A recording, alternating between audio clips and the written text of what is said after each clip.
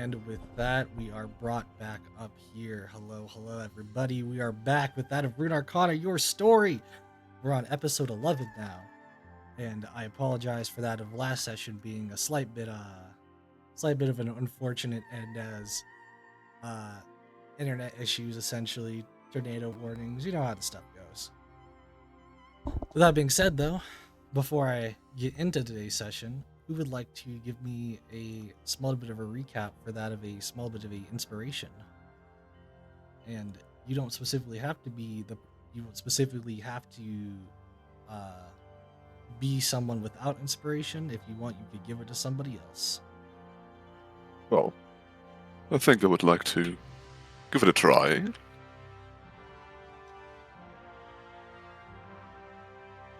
Alright, so the last session started with us freshly fallen out of the sky, kicked out of a flying fortress that was way too high up in the air.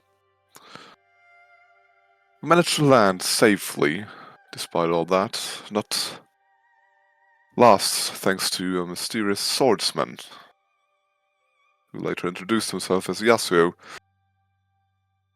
who softened our fall with a bit of wind, magic, technique, whatever it was, he helped us.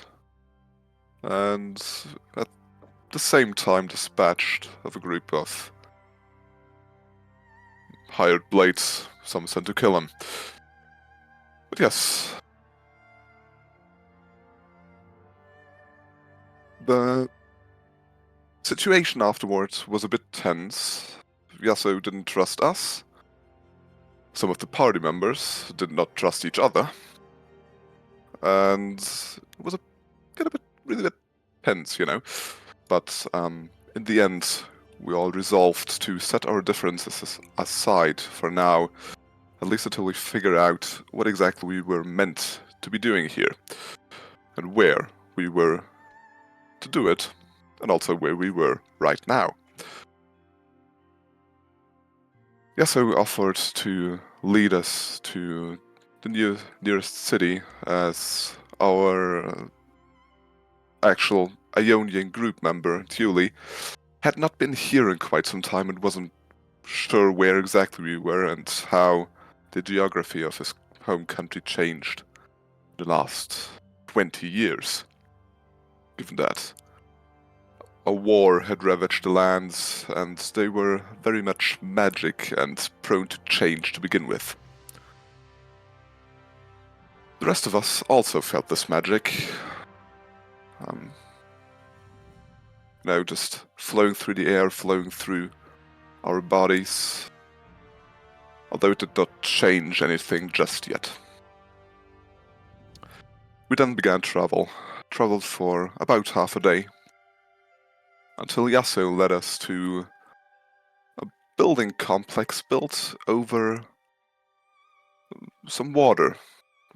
We weren't quite sure if it was a swamp or a river or something in between, but it was in fact a tavern where we were treated to some meals. The one to treat us was a Minotaur, the chef there, who was very passionate about cooking whatever he thought the customers liked, even though his boss was not quite happy with that tactic and admonished him right in front of us. It got a bit more tense, and it resulted in him being let go from his job as chef at this river tavern. But the party did get their food. We bonded a bit with the newly fired chef, who decided to just tag along, because, well, nothing held him here anymore. And just as we were about to leave, after we had finished our meal, a group of bandits, of thugs, entered the tavern and demanded money from the owner. Protection money. You know the sort.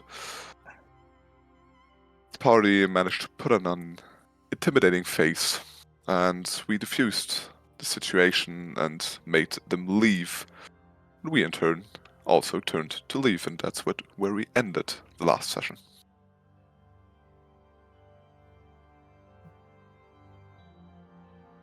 Yes, sir. Yes, sir. Feel free to gain that of an inspiration. I will say where we had left off technically is when you guys were essentially setting up camp almost. As I will ask you guys, more so specifically because it also has been a while, how would you guys, per se, set up camp? And I'm going to say, hold on a second. Go ahead and drag yourselves onto that of the map. But how would you guys set yourself up pretty much to camp out here in between that of what seems to be an almost magical like forest, as Ionia is full of magic? If I remember right, I believe we said we were going to set up our tents evenly spaced from each other in case something goes wrong with one of us. We can all quickly go over to help out the person in trouble.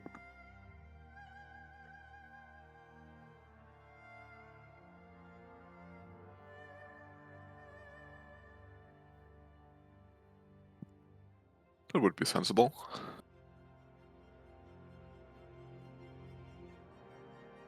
Yeah.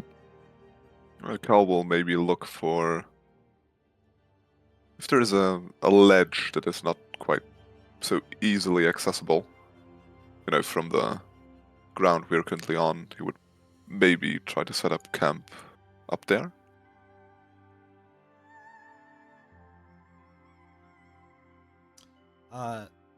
It would be kind of hard to set up camp on the upper side, per se, of the map, as going up into like pretty much the higher areas, more so filled by that of the forestry and the trees. However, on the down right side of the map, you would see this kind of goes further down. So right now, you're at already a decent vantage point in general. Okay, all right. But there are obviously areas that pathways and areas that that could be like kept going if you kept going onto the road or not. All right.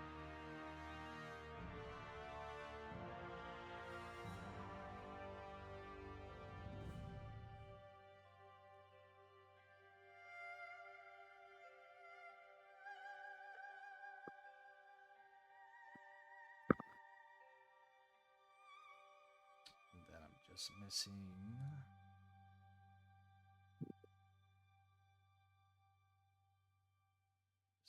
Melisong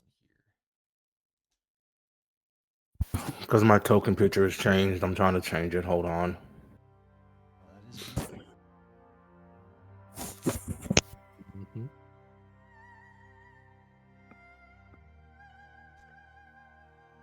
Well, while he fixes that, at least know you all are there then. That of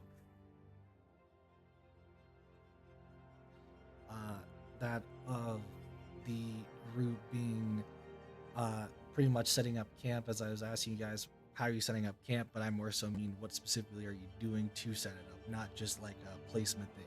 As I assume wherever you're going to place yourself on the map is essentially where you're setting up. Yeah, Curse would be definitely setting up the campfire and then start cooking a meal because we've been traveling for a while, I believe. So I think it's definitely time for some food. So he'd set Yeah. that all up for everybody. Yeah, this dude Like, Chuli's probably not going to do much in terms of setup. He's just going to sleep rough more than anything. Mm-hmm. I think Zutag being in this forest would try to hunt for a beast to eat. Nice. Yeah, So, I think Cal would just set up a tent and that's it, basically. so Chuli, more so specifically because of your heritage per se, being in that lands of Ionia, as you're kind of like proceeding to just find a place to rest to like lay down for now, you see that of it almost seems like a fluffy like bed made out of that of grass. And I say bed specifically because it almost looks like that of the land has kind of shaped itself a slight bit to kind of form that of a kind of cushiony like area. Absolutely wonderful. Can I? As if somebody's been there before, perhaps. Yeah. Yeah, I think I'm. You know what, Chuli's. I'm not going to question it. I'm not going to ask to make a roll. I feel Chuli's so happy to be home that he's just going to go for it. So into yonder bed I go. Mhm. And with that, even like a big leaf above, kind of brings over some shade over your head. Yeah, Chuli's just going to have just a big old grin on his face and just crash out immediately.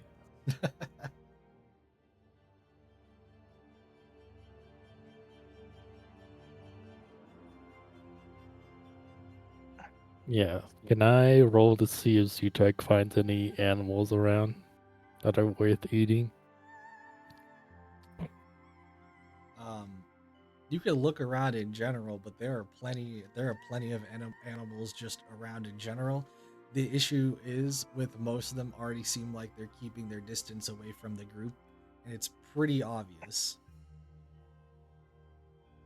Well, And especially because in this land, the creatures are definitely also going to look a bit different, such as that of like majestic like giant sky birds with like blue and kind of like blue sparkle to them, or even that of a huge almost dinosaur like uh creature with mushrooms kind of like heavily growing off of its back.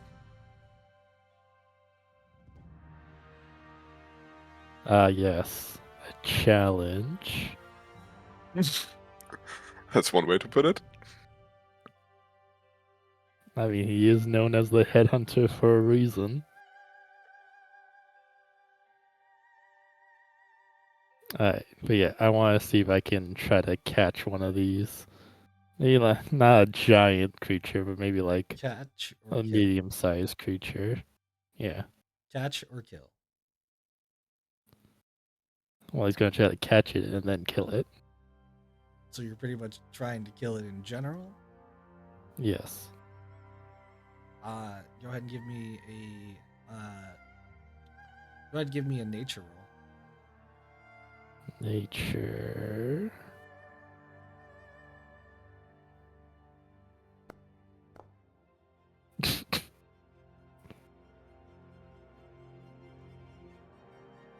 Unfortunately, it seems like every time that you try to get close to this creature, it's almost like noises happen around you. Not even like noises that you're trying to make. Like, you know how to be a stealthy hunter at times, but it's like you looked around, there's no branches, and then you step on a branch and you're like, how? And the creatures just kind of like run away. Zutok hate all this grass and wood. Much easier hunting in deserts. Not to change anything, wouldn't that be better as a survival role? I thought about it, but no, because I was going for tracking the creature, which would um tracking the creature combined with that of the land of Ionia being like magical. So I was gonna more influence it into that being like how well can you like attune to the nature around you, if that Oh, makes okay. sense. Okay, all right then. Okay. Normally, yes, though, it would just be a survival roll. Cal would actually try to kind of tune into the magic of the land, if it's possible. Kind of see if he feels any runic magic, or if it's more nature based or anything of the sort. Give me an Arcana check. Whoop. Great. That's a 13. I cannot give you much information on this. However, you do still know that the magic that is at least surrounding you, surrounding that of what you can guess to be a big portion of Iona, is that of spiritual magic, essentially. Right. Question: is this going down or is this Yes, above? yes. That's what I was explaining. Was this is going down, and the other side over here is going up. Okay. I would be on high ground. The issue with being So. up here is there's not much space. Right. Okay.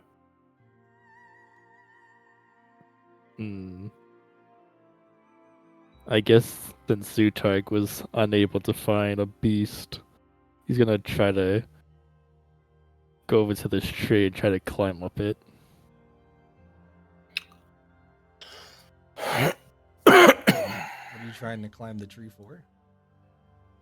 Because he's gonna sleep in the tree.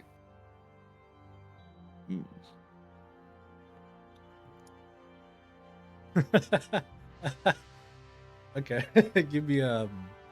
give me a sleight of hand check. This is not for climbing the tree. This is for a different reason. Please. As you climbing the tree wouldn't be any problem by itself. As you start to climb it, though, you feel like branches for some reason start to move. Maybe it's just the way that you're quickly grabbing just a tree branch, or maybe it's the way that you almost hear it creak in certain areas as you're grabbing it. But for some reason, every time you go to try to climb the tree, it kind of shifts around and makes you fall down.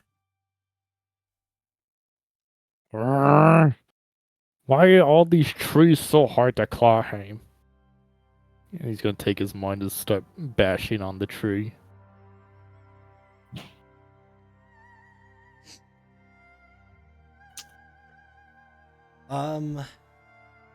Assuming that you are bashing on it, it would be loud enough for Chuli to kind of like wake up a little bit from his almost kind of slumber if he wanted to.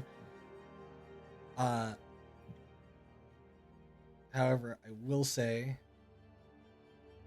the banging, if the more you bang, the more it looks like you are going to be kind of like getting deeper and deeper into the skin of this tree, almost as if you're starting to like really carve out pieces just from slamming it.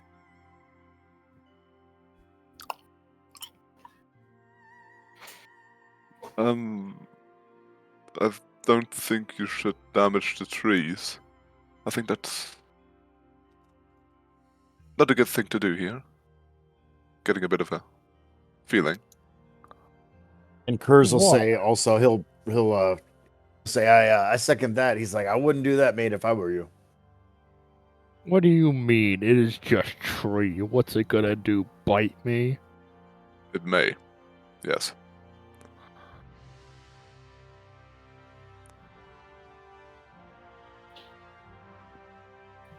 Zuchak reluctantly grumbles and starts bashing on the tree. You keep bashing on the tree, and more you get through, the more and more wood it's just being. No, he's reluctantly stopping the Okay. bashing on the tree. Yeah. It already has been damaged a bit, but you proceed to stop and see that any more damage further into the if you keep going into the tree, you could potentially like keep getting more wood off the tree. Well, Zuchak have firewood now. Here you go.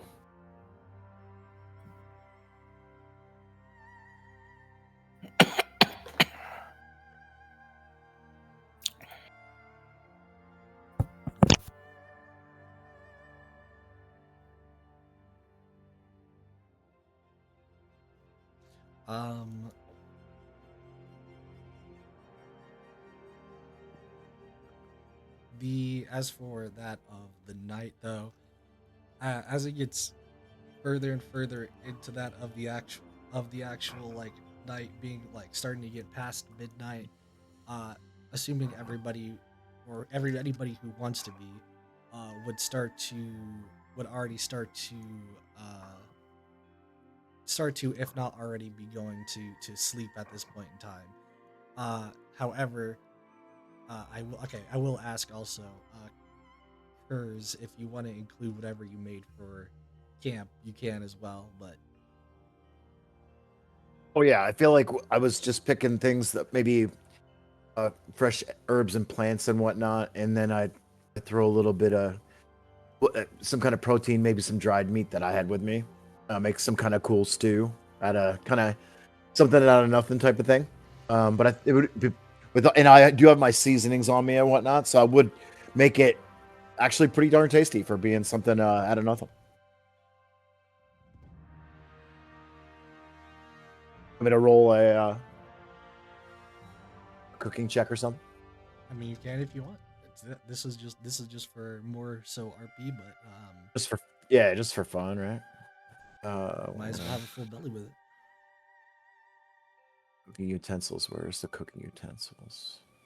Oh, you need to click on the edit thing and then click on the utensils because it's not on the skill checks. It's on the skill checks. You just have to click the arrows next to the skills, and it changes to the tools. Ah, okay.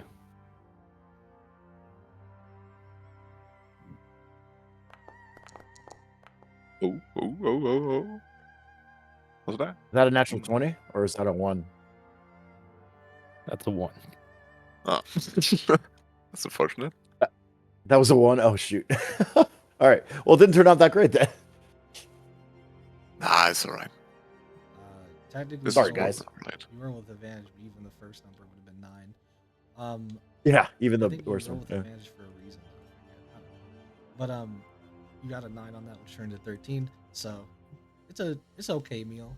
You were using what you have out here, roughing it a little bit. Okay, it's passable. Yeah. It's not have to okay. You might have to do campfire cooking for a bit. I have to work on my campfire skill. I'm much better at sushi and when I have a proper kitchen. But you know what? I'll work on it. I'm gonna get better.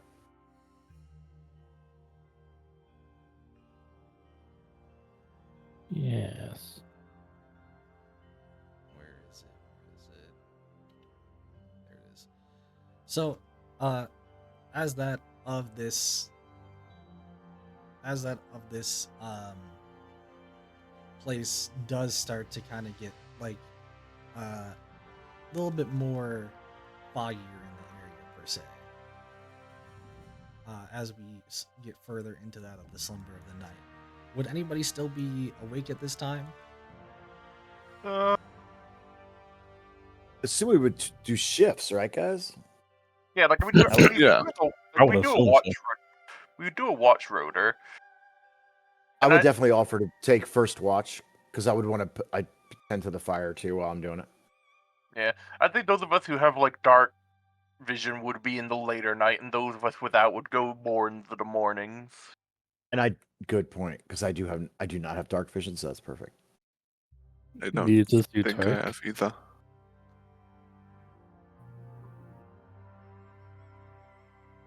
Because like I've got lenses for detecting magical stuff or invisible things, but I've not got anything for the nighttime. No. Oh, Yeah. we're blind at night at a party. That's not good. Well, I would go into the morning hours if you allow it. Need a beauty sleep. Yeah, absolutely. Like, yeah, 'cause my perception's only a 13, not the best. It's like a passive 13. It's +3.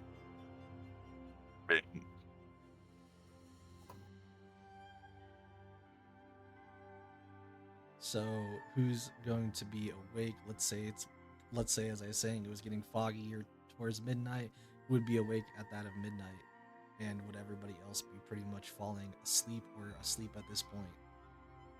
I would be, yeah. I would be Yeah. sleeping. I would probably be sleeping.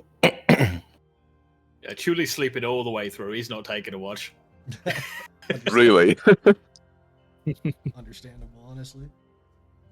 Yeah, Zutrix is kind of snoring out loud. The troll would do. Truly just turns over in bed, and you just for some reason see a blanket of flowers made just over him. Just like fluffing a mushroom as the pillow or whatever. Just...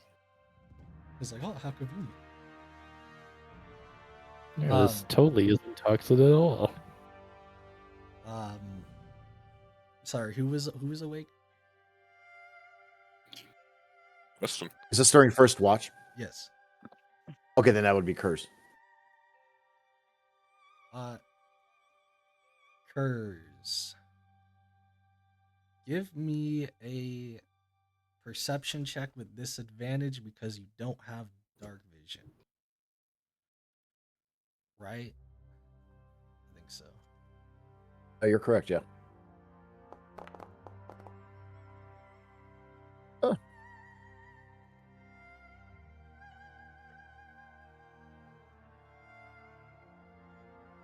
My perception is +4.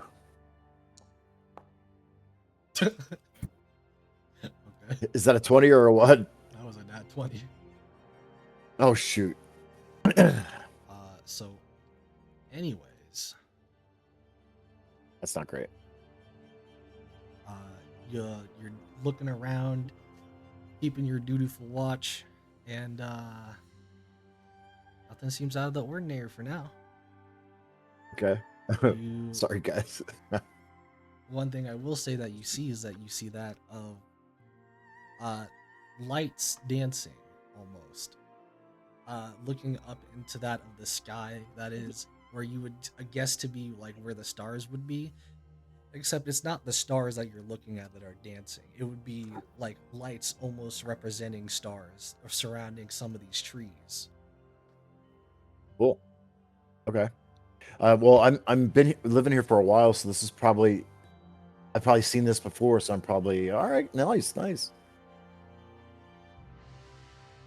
Oh yeah, it's like an almost like an it's almost like Ionia's night lights of sorts, you could say.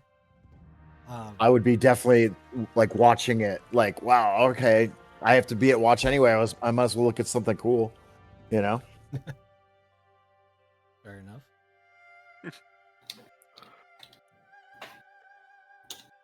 All right. Who's on second watch? I can take it if no one else wants to. My perception's like I'm proficient in perception, but it's not. My wisdom's not the best. I would take the third watch, the morning watch, but not the 2nd one. So, guys, Korg wakes up, pretty much starts to get up. Maybe Kurz got him up. Either way, Kurz, you go to sleep, I assume. Yes, sir. All right. With that, Court, what are you doing while you're awake? Core would kind of just be like basically keeping his hands busy as he's keeping watch, keeping his ears out, his eyes out. Would be like tinkering with like some of his gadgets, like for example, like taking his tools, checking on his claws and such, making sure everything's where it's supposed to be, everything's working as intended, and such. As he's just kind of sitting on the bench, enjoying the cold night air as he prefers colder climates. Feel free to give me a perception check. Unless you have a way to see in the dark, it would be at disadvantage. Yep.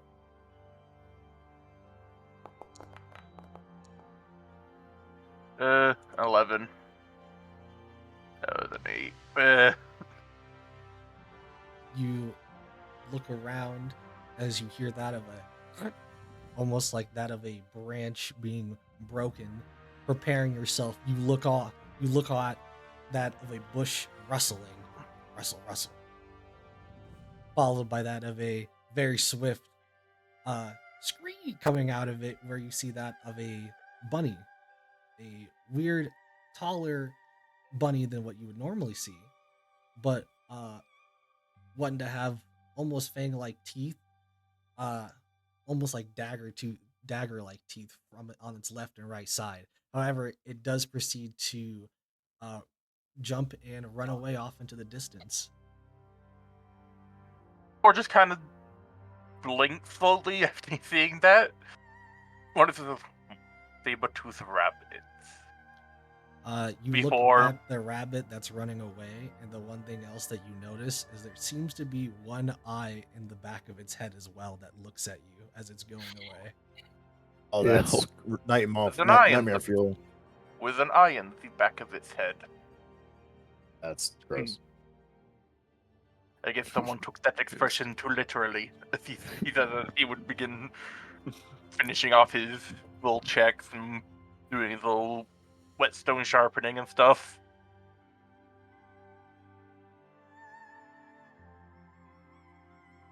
All right. Also checking his light crossbow, making sure everything works there.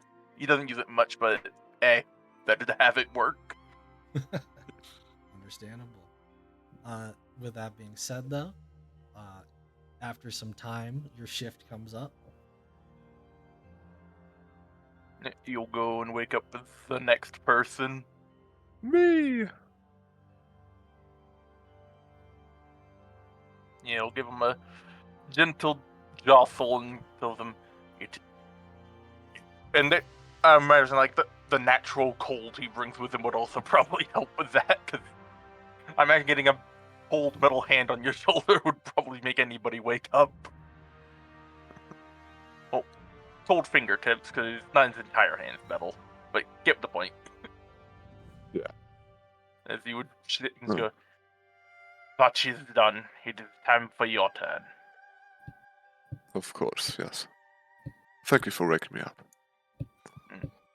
He nods and Zuto will go to his own and go back to his tent to rest. What little rest you can with a giant troll just snoring out loud. With that being said, with the shift change, Car, what would you be doing while you're awake, as well as give me a perception check with disadvantage if you don't have dark vision. All Or you right. just can't see in the dark, I mean, in general. Is there a combination for disadvantage in Foundry? Oh, right. I'm an idiot. Sorry. Click it. Yeah, it should bring it up. Yeah. Oh, that's not bad. That's a 14. As to what Car would be doing. Meditating. Most likely just sitting there, maybe playing with a bit of magic as some sparks form at his fingertips, but not much more. He's keeping watch after all. It wouldn't be proper to be distracted.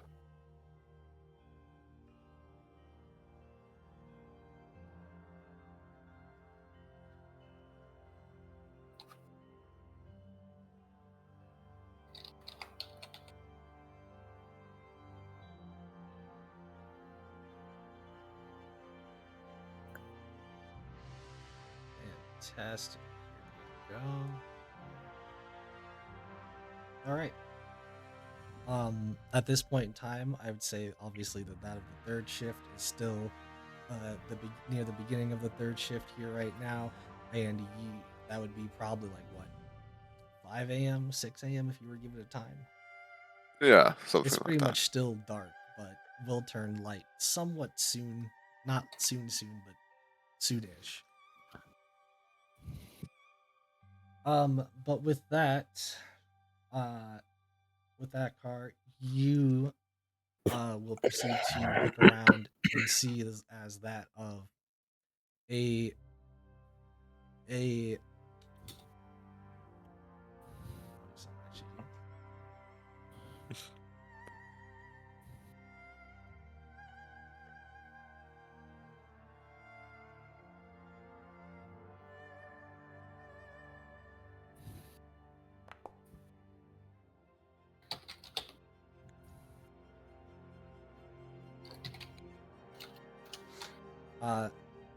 as you will look around to see that of what seems to be a couple of not per se monster, but weirder like creature figures off in the distance of the woods, almost as if they were watching. Not being able to specifically tell outside the silhouettes, they do just appear to be like beasts of the forest. for whatever reason, it seems like potentially you could be being watched. It certainly feels like it, but I don't think it's cause to panic just now. I'll just stare back.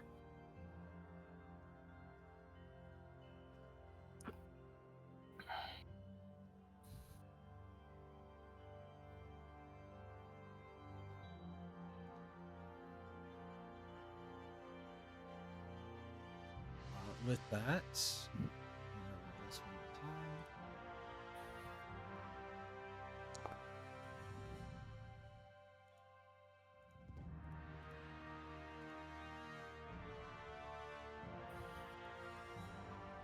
With that, it will become that of morning. What seems to be like that of, per se, nothing really of interest tonight.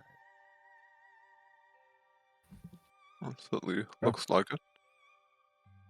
Proceeding on into the morning, it does look like that of it does sorry, turning into that of morning.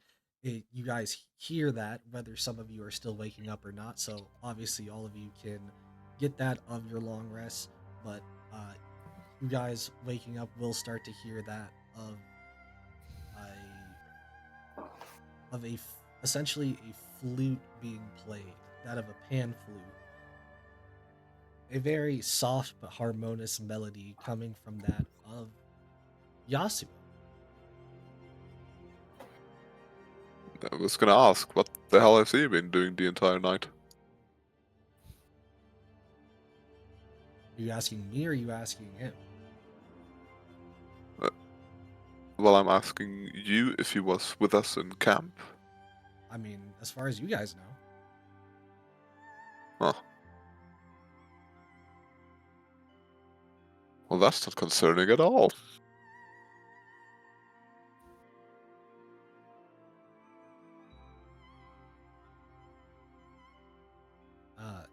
Turn off the bird sounds. Zutark wanna sleep.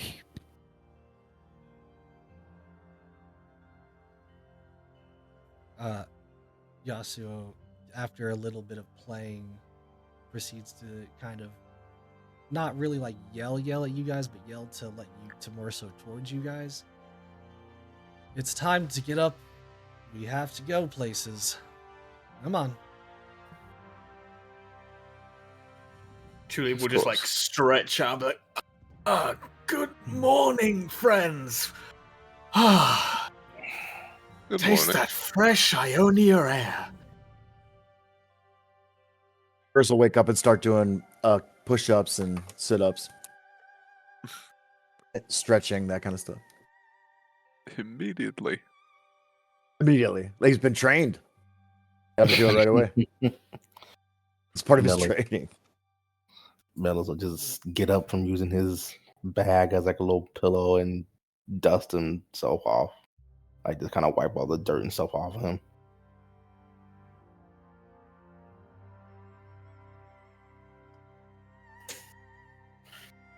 The fog clears. However,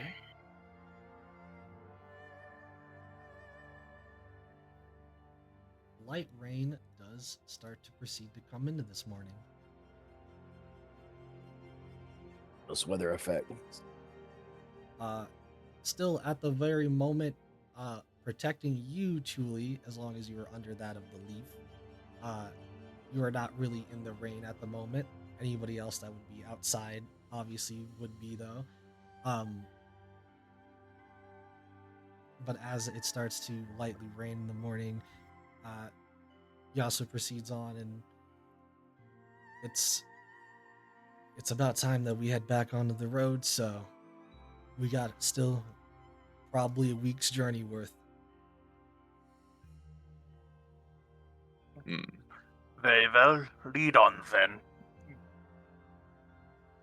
Of course, and he has no umbrella or shielding from the rain because he doesn't really have to worry. He doesn't really care about getting wet and cold. Let's hope so. I mean, he's got he's got stuff to where he doesn't really get affected by cold weather conditions. Let's hope so.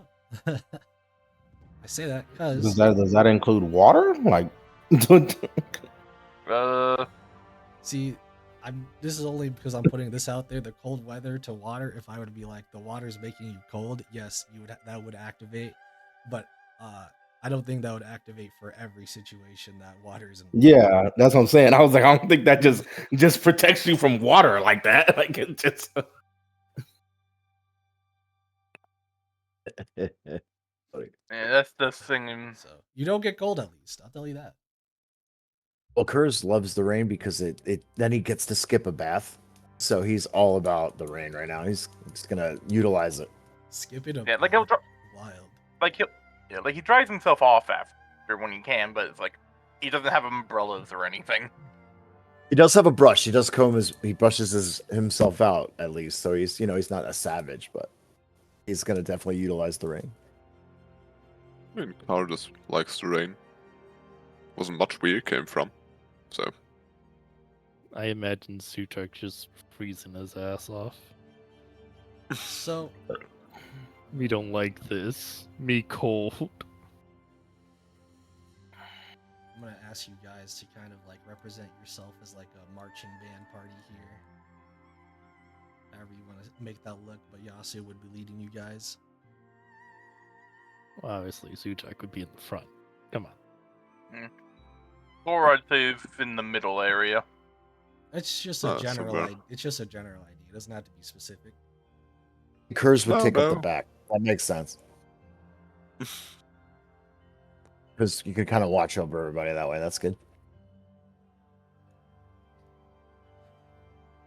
You guys can feel free to have any per se RP that you guys would say that you'd have during that of this travel, but I'm going to say that because I'm going to now tell you about this travel. That of this traveling behind that of Yasuo following him on, you guys do notice that he is following that of at least somewhat of a road of sorts, and I say that because they're more like paths than they are like roads, like dirt paths essentially. But following that of a dirt path, following certain paths that fork on, you do all kind of notice with that of the rain that it does kind of get muddied all around. Most places that you go, even if you try to get towards that of cover, the longer the rain goes, the harder it is to kind of travel, kind of slowing you down almost. But if you guys, if you want to continue through that of the mud, which it's not like it's super thick mud, it's just it would be annoying after, or I would say annoying. It would be exhausting after a while. That is up to you.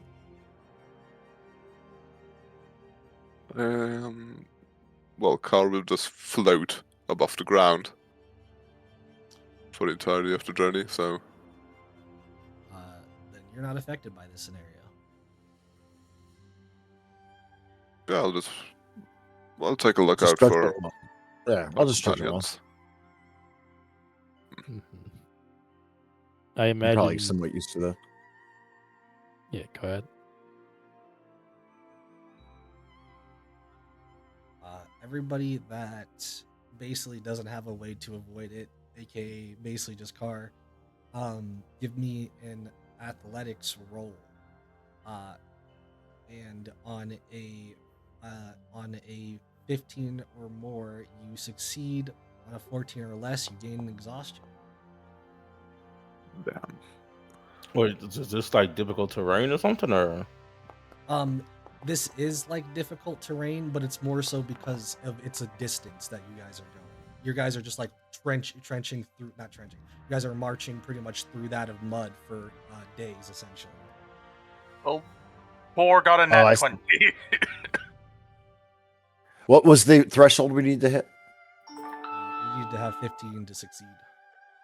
I failed. I missed by 1. I have 1 level of exhaustion. Yes. That's not good. About how long are we going to be walking through this? For just the Like purpose of this is specifically, just this. I'm gonna go this kind of like day by day. So this is for this day, actually. So it's pretty much a day's walk is what's happening today. Yeah. Okay. I meant like do this muddy stuff. Like, are we just walking through mud the whole day, basically? Is what you're saying? Yeah. That's what I mean. Oh, Just okay, today, okay, it would gotcha. be like a muddy day. Okay, gotcha. I guess I'll just roll. I don't know if I want to use a spell for just one if it's gonna last this long.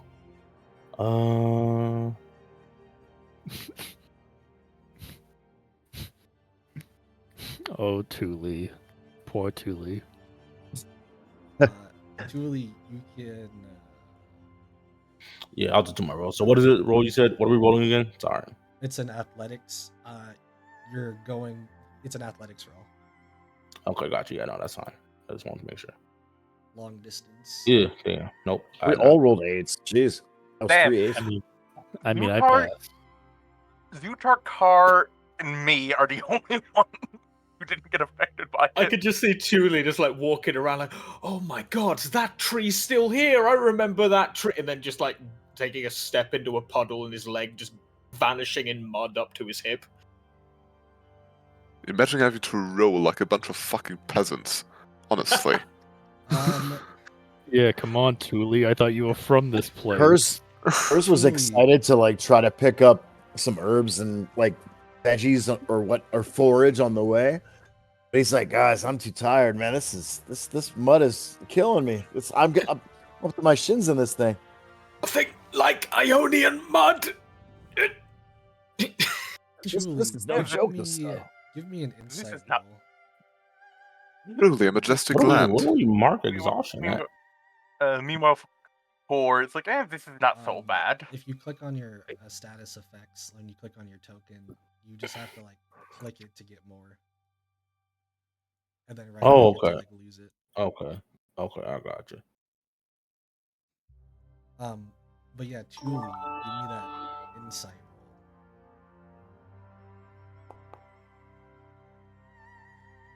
roll. Hey. For some reason, you're getting a weird feeling that this journey wasn't going to be that hard at first, and for some reason, after something after last night, this whole journey, Ionia, is almost as like it's a bit angry. Ugh.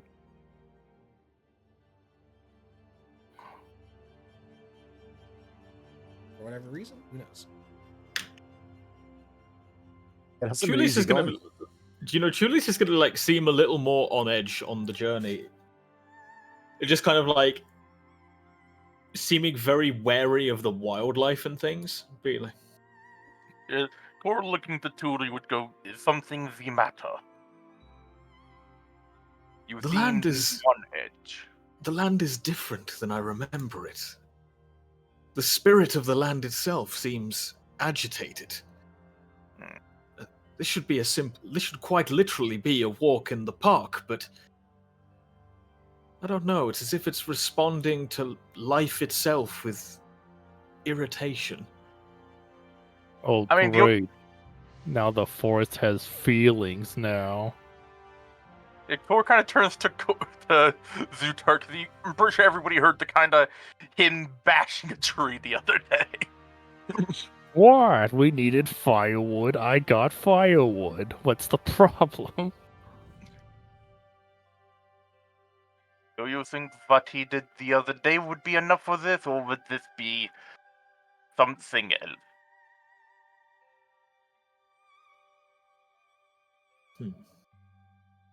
I'm not sure.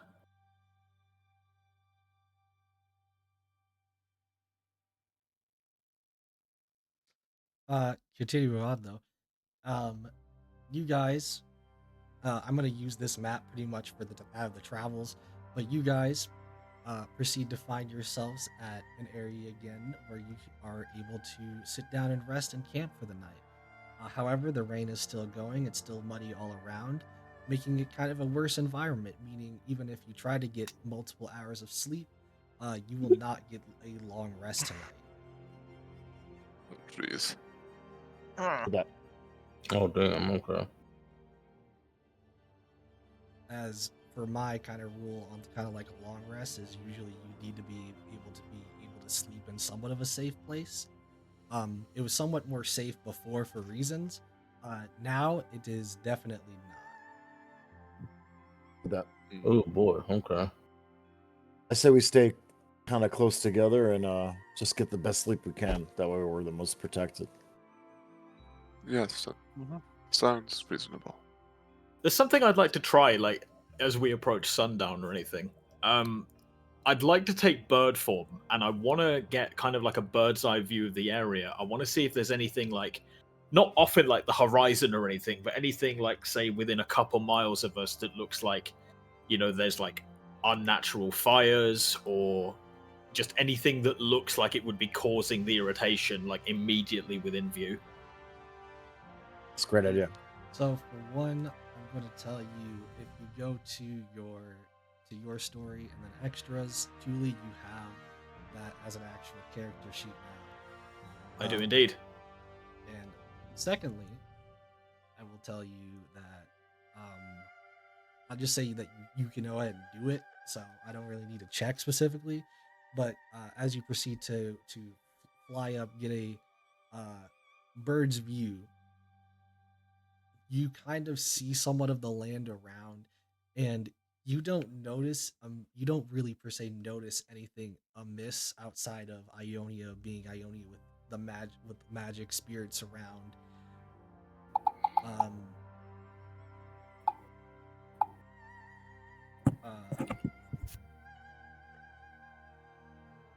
I will say you can give me a perception check still though. Okay.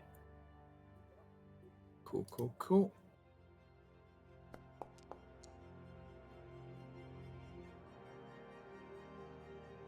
Dirty 20. Nice.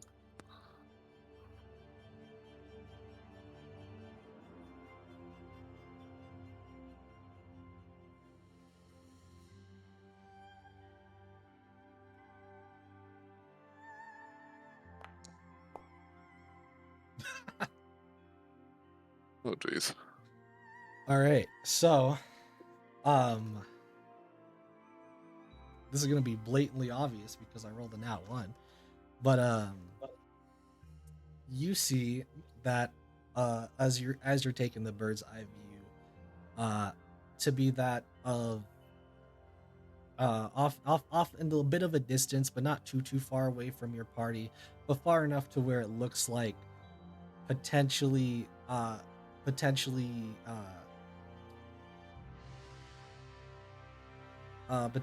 you could be being followed by, as you can see some people somewhat hiding but not making it but not really also hiding at the same time, as they probably are farther away from that of the party in general. You see that of a good very much like a good few of these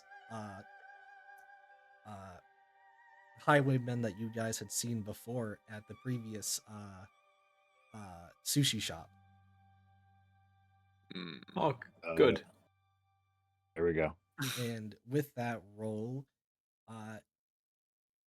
you can tell they're kind of, some of them are just kind of spread around, but the good density of them, you could probably guess to be about 12 people. Lovely. 10 to 12 Cool. people, I'd say. Julie will dive bomb down, swoop back into Vastaya form. Is everyone awake, or have people just started to rest already? Core would be trying to get like as much of a comfortable position as he can physically be able. Cool. Roughly how long would I estimate for them to like close the distance with us? If they keep going, especially at this pace, they would probably be able to, they're pretty much keeping up to pace with you, but like if you were taking your time to sit down and rest here, it could be like 30 minutes to an hour. Oh, lovely. Cool. Vastaya form. Whoop. We're being tracked. By whom? Our friends from the diner. If they keep moving, I'd say they're half an hour out at a push. It seems that some people are too deft to appreciate warnings. Yes, I say we crush them like little bug. And I say They deserve some payback. They've been pushing people around for too long. Hearing that of Yasuo saying that he believes that you guys should keep going instead of trying to turn around, essentially. I don't want to pick a fight, but if they're going to come after us, but yeah, I agree. Let's keep going. I mean, like, we do have to sleep. Like, we don't get the benefit of a long rest, but I'm pretty sure if we don't long rest, we'd get more exhaustion. Well, if we want to rest here, I think there shouldn't be a problem, really. I doubt anybody would be stupid enough to attack us. Yeah. I got a picture. I remember, like, we were setting up here to, like, rest for the day. And then say, oh, we got other people coming after us. It's like, Like, unless this is the morning after we rested. I don't know what the time is. It's the night after you rested. Because it's just getting to a point where you guys would be setting up for camp. Yeah. The forward state. Well, we have been traveling long enough that we would have to rest anyway. I would say that we deal with this lot and then get back to resting. And not give them any sort of edge on surprise. Agreed. And I just say that's almost the same thing as picking a fight. If they decide to attack us, we will fight back. But I think that should be the extent of our action.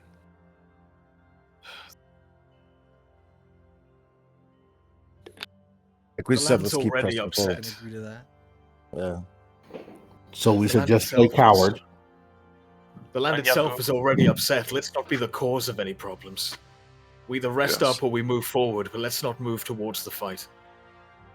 Yes. That is what I am stating. We will be here. If they try to engage with us, we shall see if they decide to brawl or flee. If they brawl, we make sure they will not brawl again. Does that sound fair? Yes, Yes. it does. Sounds like cowardly talk, but I see when I'm outvoted. As long as we can avoid needless bloodshed is all that matters. No. I mean, when you say that it will be difficult for us to get any real rest at all, Car would just try to push through, and I don't know if that's possible because, you know, I'm not spirit tuned, let's call it that. But I would try to, I don't know, build some sort of connection if I maybe see one of the trees being like, let's call it arcanely powerful, arcanely connected. If I can, like, Unfortunately, you know, that's not something that you can do. The lands Okay. themselves, yes, they can kind of change or kind of magical, but it's not like a link that you can do just like that.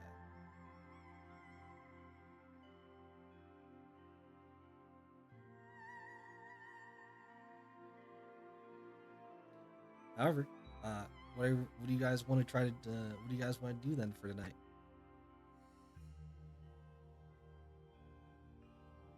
meditate Uh, around, I guess. I say we wait and deal with this problem chasing us. Yeah. I say we just wait. Perhaps it will not be a problem. Lutark think they're gonna come after us eventually. We're gonna try to rest. Yes. Okay. Try to rest the best we can, and like we said, keep close-ish together, so there's a little more safety, and keep an eye out. You know. Okay, I have my maul ready to bash some skulls. So is anybody Let's in hope it doesn't specific come keeping to it. watch then?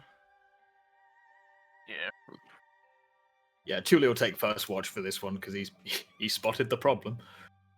I'll take last again. than for pretty much anybody that wouldn't be essentially going to sleep. Even Yasuo going over to a tree and taking kind of a bit of a rest. You guys, you all going to pretty much going to sleep, or at least trying to rest your eyes for a little bit. Are doing that. So, Julie, give me a perception check. Cool. I'm gonna go. Is it cool if I go back into bird form for this and just like watch from the trees? Yeah. Cool. Smart But idea. I thought they were only like 30 minutes away. Still, the atmosphere's. They may also be resting potentially. Like it's still late for them as well. Yeah, it was 30 minutes if they were matching pace with us, so it's 30 minutes if they don't stop what we do. Yeah. Oh, okay. Perception. That was meant to be with advantage, which is very good. That was diabolical.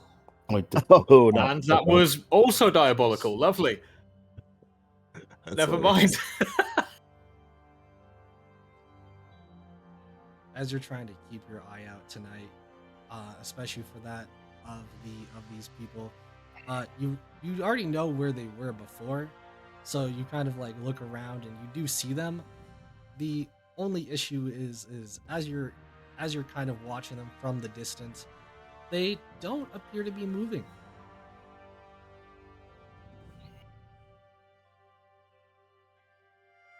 Okay, cool. I'll stay here for the rest of my watch, and when I'm off it, I'll just do whoever's next up that they seem to be camped as well.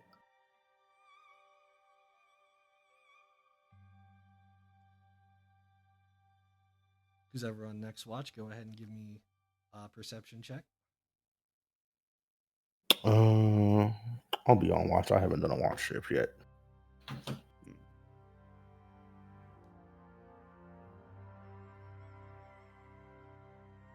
It's a perception check. Okay, hold Yes. on. As you're pretty much actively keeping your eye out.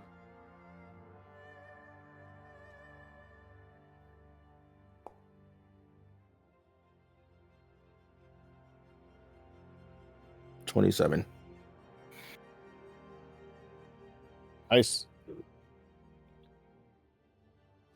On a 27, you are able to see something. That to be let's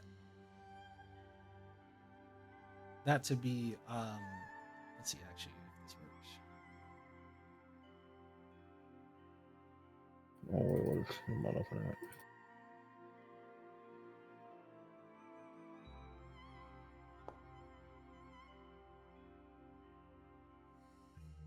Yes, sir. You will start to see as Yasuo proceeds to get up from his own per se slumber, or at least what you think would be a slumber, and he proceeds to kind of go off into a bit of the distance, almost as if he was heading towards that of where you guys had spotted the other people. He has not taken notice that you've taken notice. I'll kind of not yell, but like speak out to him and say, "I thought we were going to pick a fight, swordsman."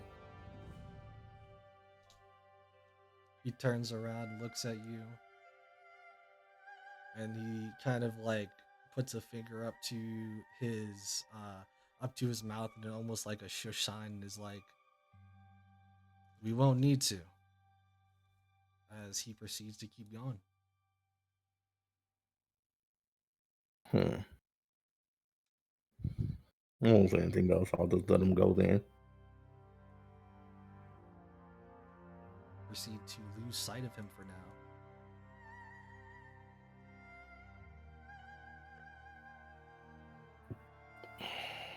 Are we sure we should be trusting that guy? He's Are you weird. asleep? Yeah, because during the long rest during watches, it depends on if your character would be up. Yeah. Yeah. only Melissa saw that anyways.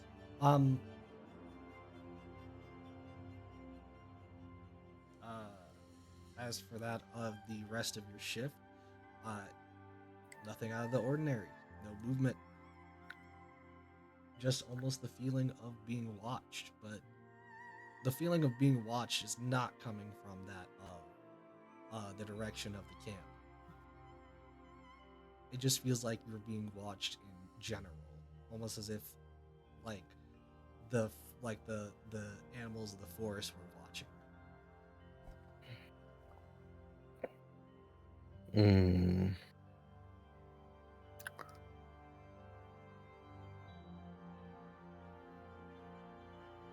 Interesting. I don't like this feeling. Are you awake? Wait, who's awake right now? I thought I was just awake. Yeah. Yeah, I'm not awake. Oh, okay. Dutark's talking like he was awake. I was like, what? Zutark's talking sorry. asleep at this point. Oh, okay. Saying random gibberish or something. Hammer. It does become that of third shift though. Who wants to get third shift? I guess. That's me. I'd say I'll take it because I don't have, unless anyone else wants to, because I don't have disadvantage on, or whatever the negatives are for exhaustion. Yeah, neither do I. I'd love to try to get as much sleep as possible. So Yeah. Do you want to do it, or do you want me to do it? We can both do it. Like, we won't get a rest anyways, so. I mean, Two pairs of eyes see more than one. Yeah. Everybody. Yeah, we both wake. We both wake up at the same time and sleep at the same time. Then it's like, yeah, we can give. Like, are you trained in perception? No. But What is I don't your? know that. I was gonna ask because what is your plus to perception or negative? I'm not gonna make my choices based on that. Sorry. I was just gonna ask because if we were both trained, one could help the other and we would get advantage. That's all I was just gonna ask. I think helping with perception is a bit weird. Truth be told, like. I can't give you my eyes. However much I would want to. I was gonna say either way. At this point, during the third shift, everybody would have gotten that of their short rest at this point. Yeah. I'll Yeah. just roll normally then. Yep. So will I, with disadvantage, because well, what's in a 19 and a fucking 20? Okay. Why am I not seeing the rolls? Hold on. what am I rolling again? I'm sorry. You're not rolling anything unless you're trying to get health back for your short rest. Oh right. Sorry. So that's a 20 for me with disadvantage. Just saying, putting it out there. I'm just reloading because for some reason I couldn't see anyone's rolls. With that perception check, again, feel like you're being watched by that of the forest, but whatever that may mean, who knows? What you do see, though, is it seems that Yasu appears to be heading back here. Well, it's coming from that other direction of what you guys would have guessed to be the camp. Do I still see a camp if I maybe fly up some way? Or anything in that direction?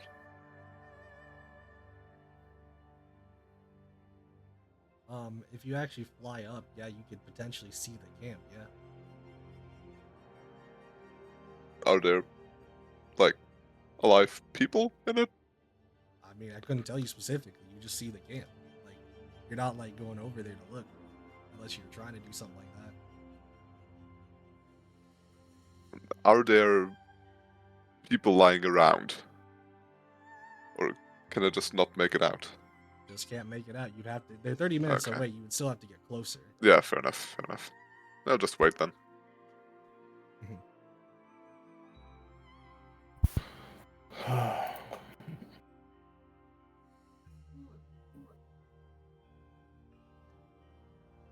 With that, though, it does become the morning, and it almost proceeds like nothing nothing special really happened tonight. Oh, all right. Do I need to roll anything for exhaustion? No. Okay.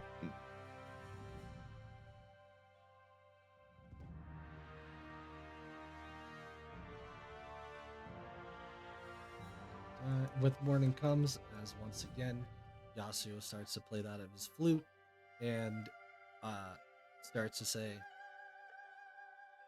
"It's rise and shine, time to go. Sooner rather than later."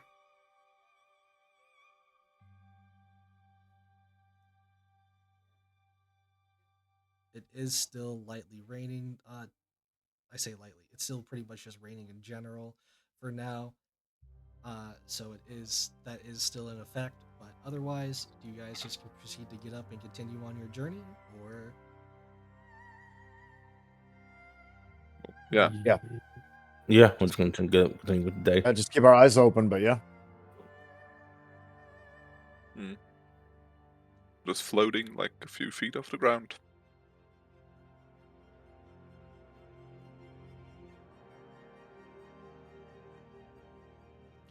all right then?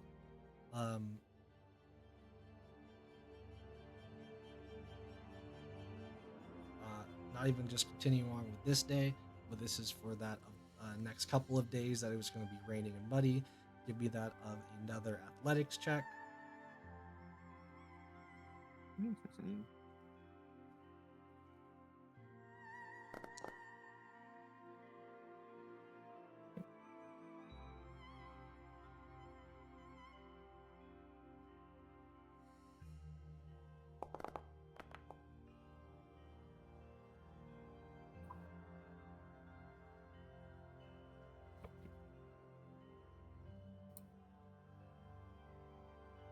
Okay. Alright, let me do my athletics check.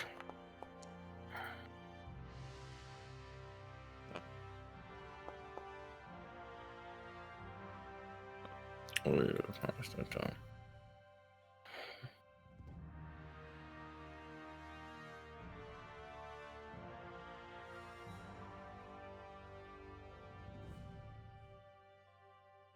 There we go. Same thing as before. You get another one exhaustion if you got a 14 or less.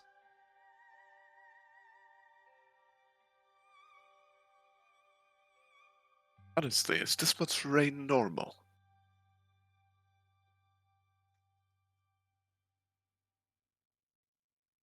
Sometimes, I don't know. Land of Ionia is a bit weird. All right, let's keep trugging along. Ah, I'm gonna skip exercising this morning since I'm pretty tired. Continuing on, you guys will proceed on to we'll proceed on to where it is. I'm just kind of skipping over this a bit, but after a few more nights, you still notice that you guys are not necessarily being attacked or anything. In fact, it's kind of weird because it seems like camp constantly keeps being set up right behind you.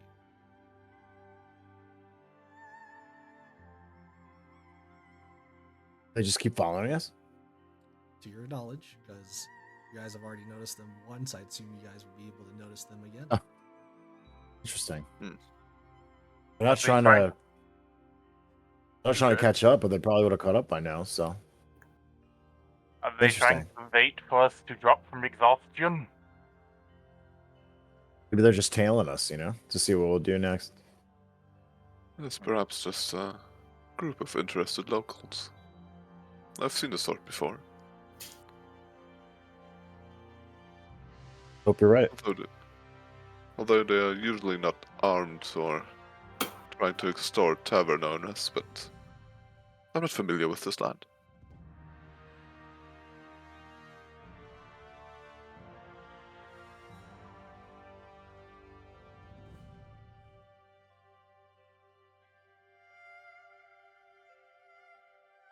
I'm gonna have to just kind of say out loud, just Well, not yelling, but like kind of say out loud. Still not sure why we don't just get rid of them. That's what Zutark wanted to know too.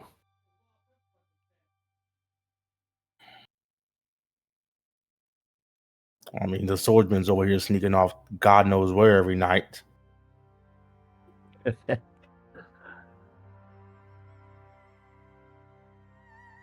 Where are we even going? To the nearest settlement. Yes. It feel like we walk in circles. I wouldn't be able to tell.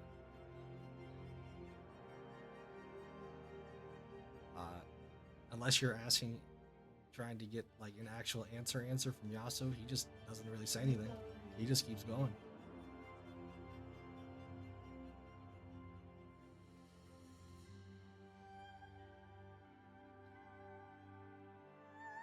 I'm assuming the group still proceeds to keep following for now. Yeah. I would. Yeah, I guess begrudgingly. Yes. After some more days going by to where it's getting closer to a week at this point, the rain finally starting to be let up.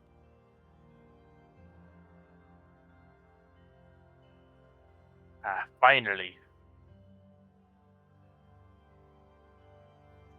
The rain's finally starting to be let up. Being all fine and dandy here, the only thing here is, at this point in time, you guys get to a point to where, again, as I said, it's almost been a week now. Some of you are exhausted, some of you not so much, but he proceeds to kind of stop everybody here, looks at you all and says, well, this is going to be where I stop. For the rest of you, just keep following on the path for a while, and you'll make it to that of the next city. All right. How many? Thank How you for the far? guidance. How many days about travel do you think? Would you guess?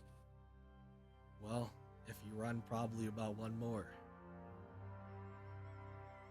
Okay, great. Thanks so much for your help. Thank you for your guidance.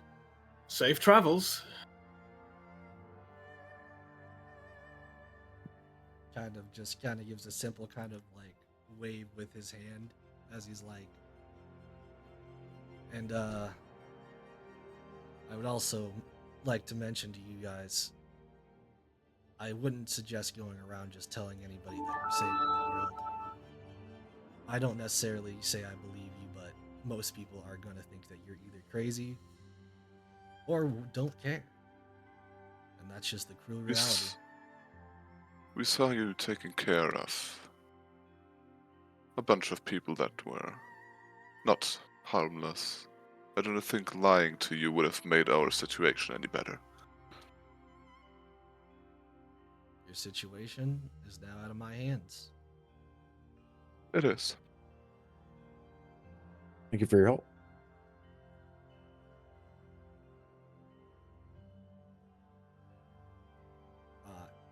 He is going to proceed on and kind of just leave off in another direction, leaving you guys to follow that of the path. Now the question is, it might not be raining. However, you could get to that of the city if you ran, aka if everybody here makes me that of another athletics check to actually get there. Or you guys could potentially take that up of another short rest and take a camp for the night. I'm too exhausted to run. I gotta rest. Yeah, I'm up for the short rest as well. Yep. We can short rest here. I will rest with you. Here you go.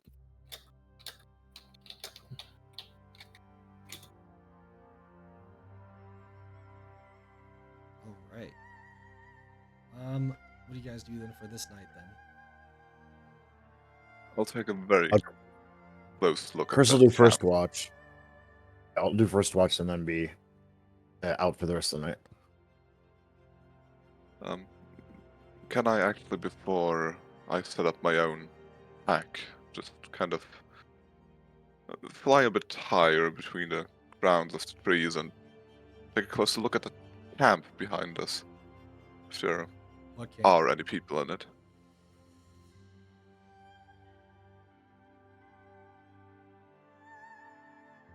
What camp? Well, I would assume that there is a camp behind us. If it's not, then good. As far as you can tell, whatever the people you've been tracking are gone. Interesting. Alright. Then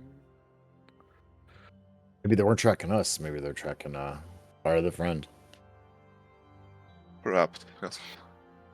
No, I'll return to our camp and just set up for the night. I'll take the third watch again.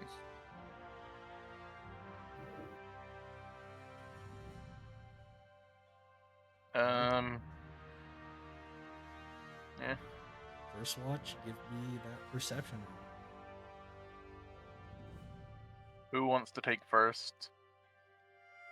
I'll have Perception. Zootark do that. I've got it. Perception. There we go. Not terrible. 17.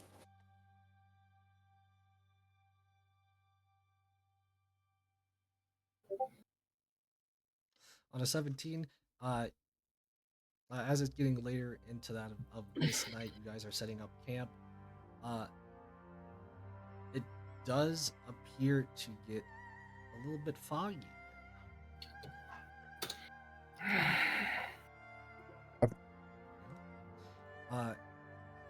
So seeing beyond the fog will be a little bit hard at the very moment, but you are still at least keeping your eye out for anything at least more nearby for now. You hear that a couple of tree twigs start to even break here and there. Oh, okay. Is it enough to raise alarm?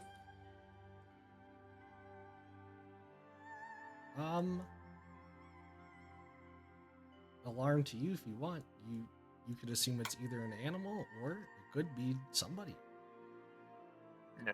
Like, is it enough to sound like a group of people, or would it be like one thing's worth of twigs? Yeah, exactly. Well, I would grab my my sword and I would go check out. I would move toward the sound. It definitely sounds like that of multiple twigs. But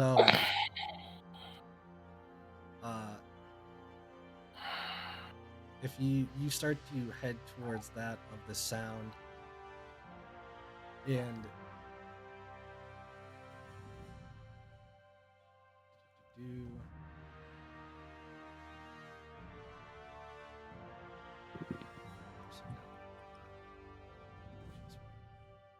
start to head towards that of the sound, and as you do, Okay.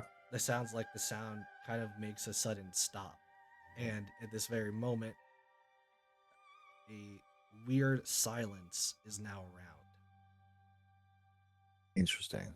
Okay. I think I'll say in a loud voice, "Hey boys, I think we have company." Oh.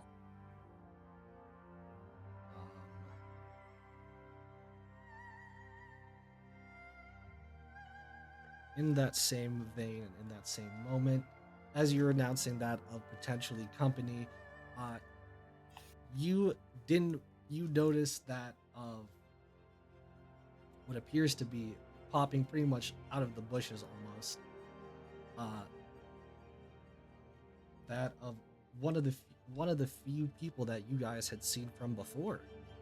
Seemed to be that to be somewhat already armed, that of like a sword or more of like not like Short sword? not like a dagger, like weirdly shaped daggers on his side, as well as that of a scythe like weapon, not two-handed, just like a one-handed scythe. But A sickle?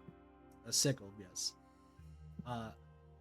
However, the thing that surprises you is not the person, as you were kind of prepared for that.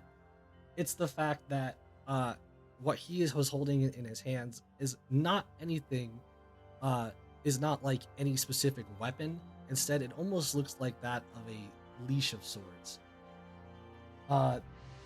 This leash, you can see from the bushes, pretty much comes and jumps out that of a creature pretty much the size that you are. Shit. Sorry, one second. The size that you are. And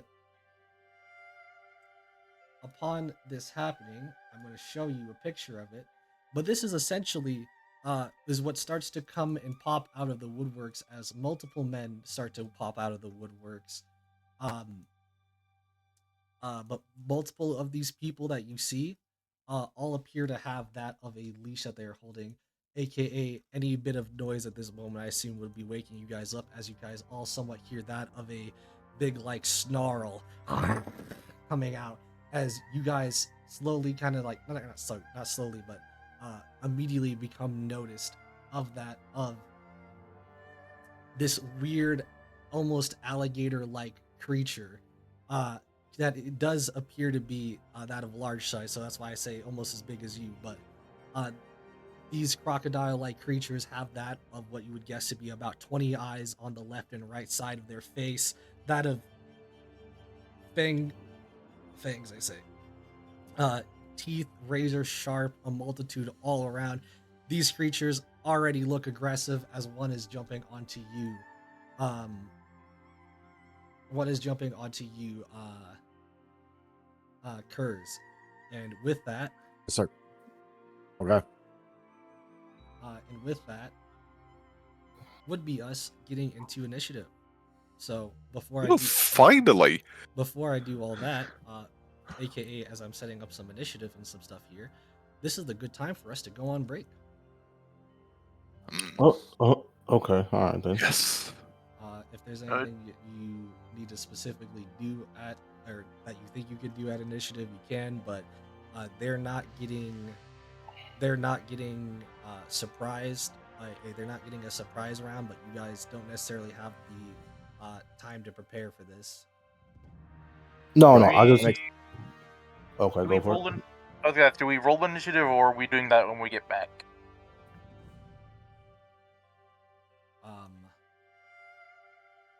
We'll do that when we get back. I wanted to do a perception check, and I wanted to see if I recognize mainly their clothing that they're wearing.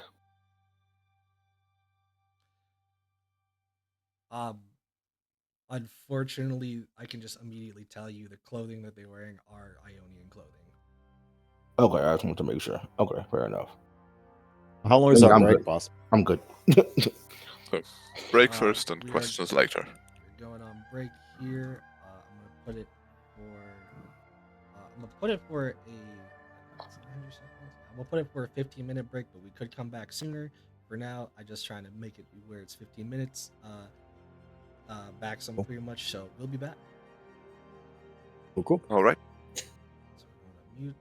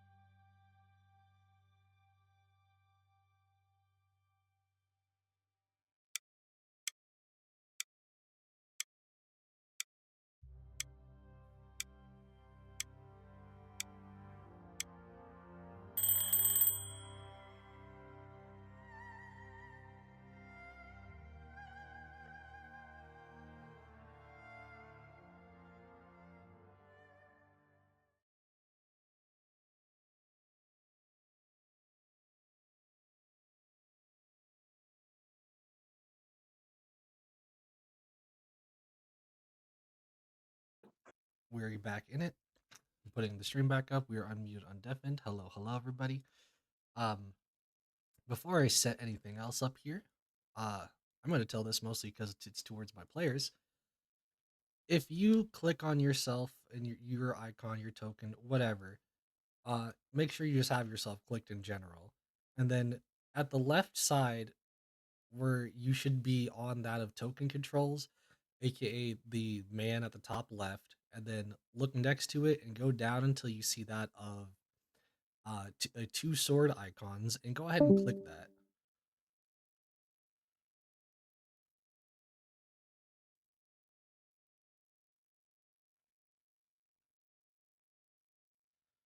That's cool. Mm-hmm. I have it on permanently.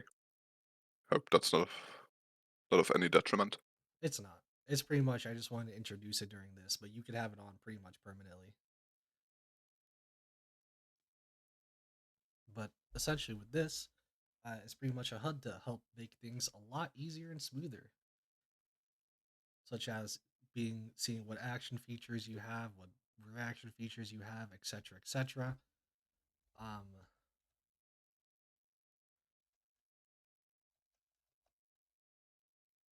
Hopefully Core is coming back here, but during that meantime here, I'm going to be putting some people into initiative here. So if you have the combat HUD enabled, and everything of the sorts, you should be able just to click on the little D20 icon at the bottom left above your character icon, essentially. Do we need to toggle our combat states before then?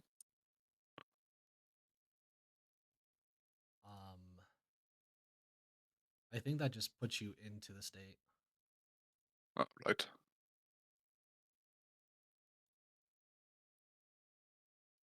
Especially if you have the Arcane combat HUD on.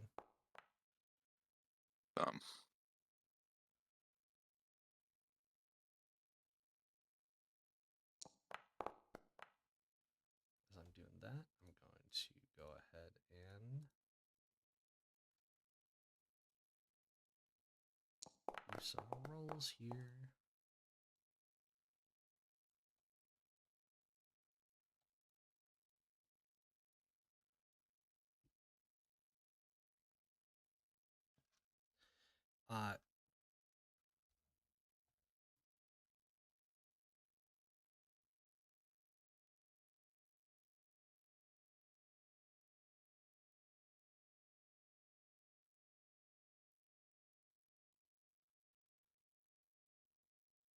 Oh, okay. I had to read what Cores was saying. All good. Just have to put this here. All right. I'm going to get this music going, and then we can basically just get right into some freaking combat. This is a good one for this.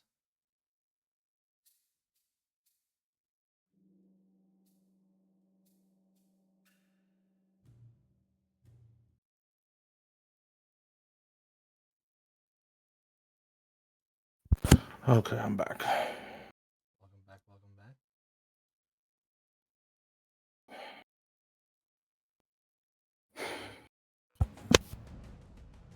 There we go. That's fine.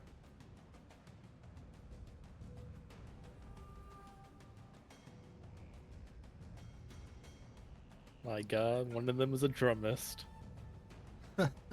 Jesus. Some Really? Go ahead and put yourself into initiative, Melis. If you want to also activate the Argon combat HUD, proceed to do that. Probably make your life easier. For all of you, though, I will also additionally mention just an additional side thing you can do on your character. You can make sure you have your character click, and on the left, there's a little happy smile man. And, you can do emotes with it. So, whatever that may mean, have fun.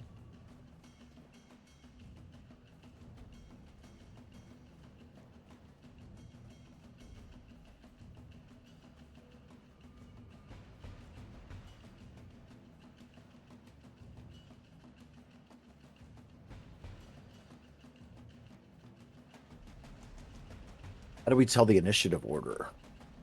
It's my first fight in this setting. Go to the right side of the screen, and right next to chat, you have something called combat encounters. The crossed swords. There you see the initiative. At the top right. Okay. Yes. Oh, cool. Okay. Oh, Jesus Christ. The heck is that? Oh, shit. Check out real. Let's do initiative rolls for the bad guys. It's fine.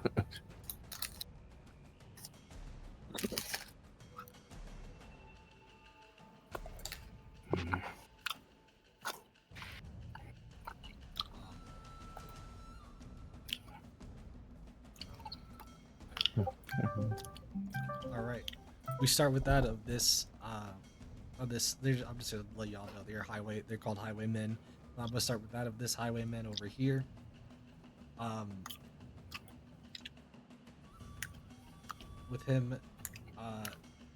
With him pretty much using that of his action to let go of that of the beast will be up his turn.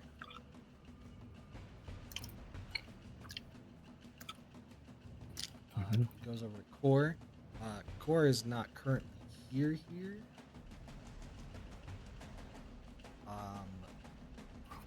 So while they're not here, I'm just gonna see what they can do real quick.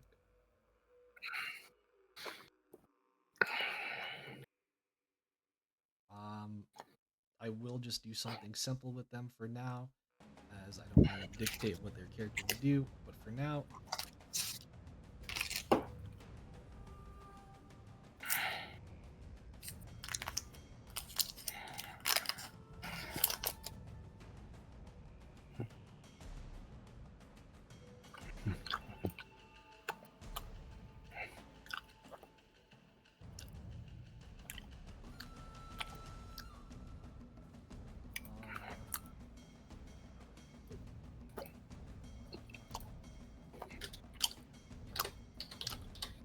for now, I'm going to stick to something very simple, and we're going to do some light crossbow action here.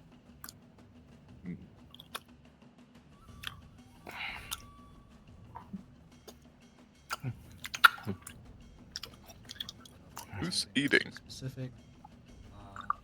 Light crossbow. We are going to target this guy. Whoops. Should have to put it on here. We will target that of this guy who had just let go of this weird, strange creature. Whoopsies! I didn't mean to make it private. There we go.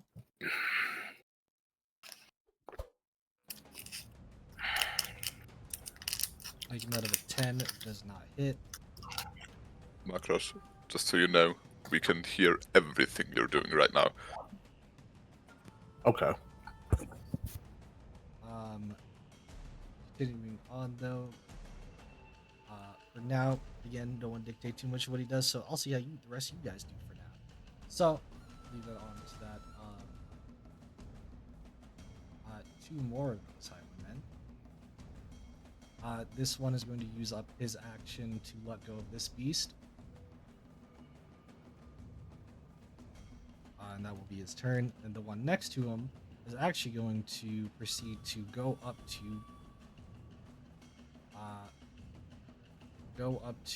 Curse here. I don't actually even need to do this. I can just do this. And with that, he is going to proceed to come up to you and pretty much just try to stab you with a kaba. Shit.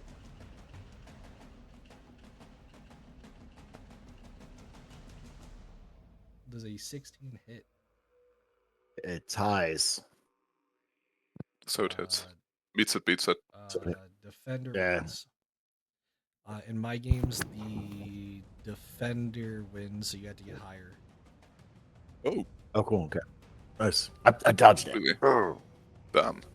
With that, though, we will use that as a swift attack, using his bonus action to then follow up with 2 kunais.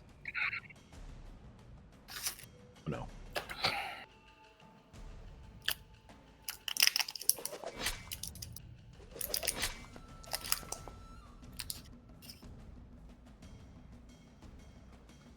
Unfortunately, even though that you are defending back against that of a beast at the very moment, one of the highwaymen tried to see about stabbing you towards your side, with a few different attempts.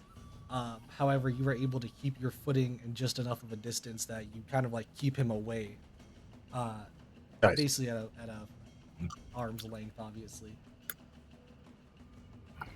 Awesome. Chris, it becomes your turn. All right. I would like to use my Hensky weapon enhancement ability. To do skillful strike.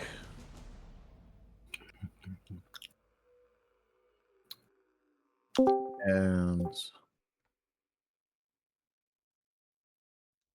so I will roll to attack with my, and I'll be attacking the monster in front of me, even though the highwayman just tried to flash me. All right.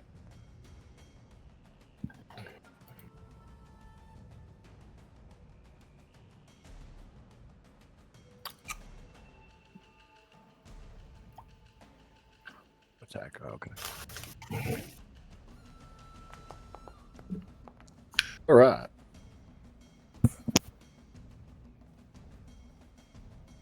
Should I roll damage? Is that a hit? 21 does hit. Okay.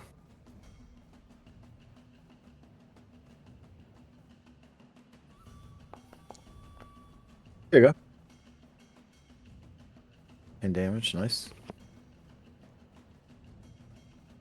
Can I use my key points to do another some extra damage with my skillful strike?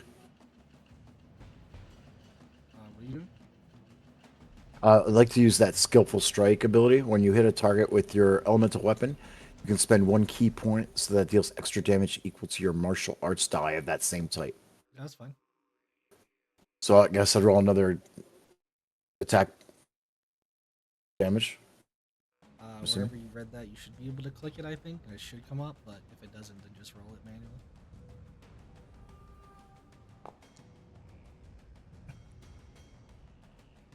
Oh. So that's just a straight 3. I would assume. And that's it. Yeah. So 13 slashing damage? Yes, 13 total. Yes, sir.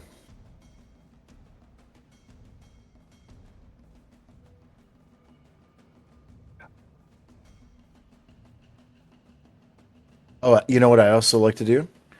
I'd like to follow up as a bonus action with my horns. And the horns are. Before you keep going, I was going to say you have extra attack. Oh, do I? Oh, okay. I knew that. Okay, so let's go with the katana again. But,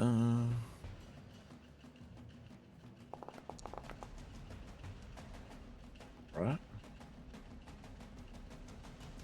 It's a 16. Does a 16 hit? The 16 does hit. All right.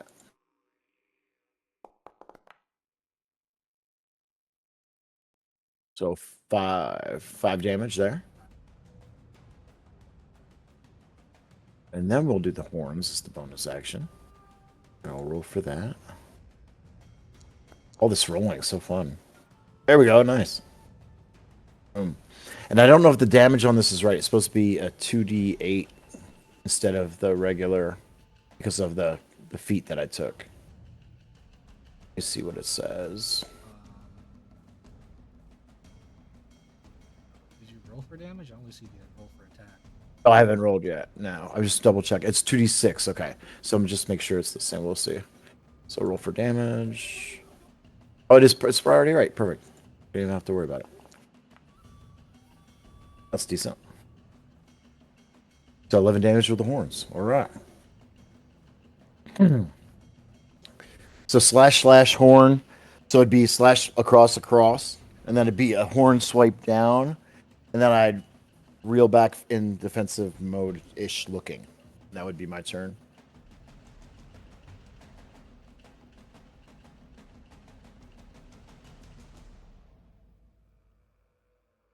You have slashed into this creature.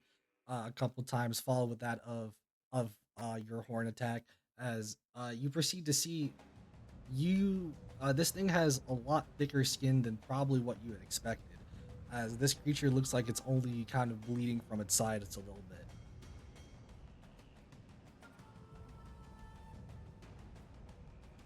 My attacks do count as magical. You know that, right? It has nothing to do with magic. Okay, It's, just it's making not sure. anything to do with resistance. No worries. Just making sure.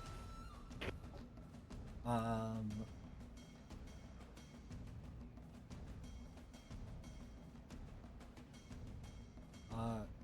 Core, if you're actually back, we can take back your turn for now. I just had you shoot like a crossbow arrow because I didn't know what you specifically would do yet because I haven't seen you fight yet. So if you want to take your turn now and we can just go over that, that's fine.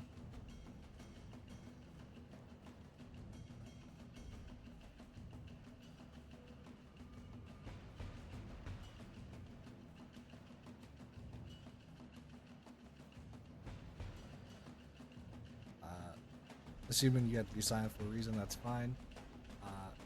Just seeing what you are wanting to do here.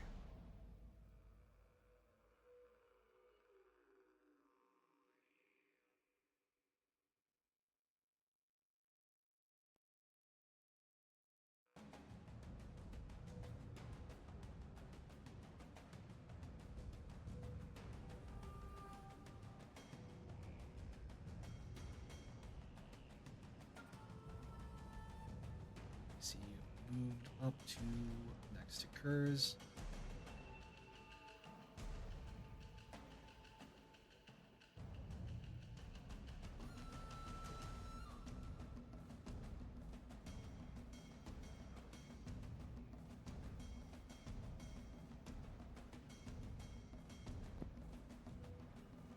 If you're saying anything, you are muted right now.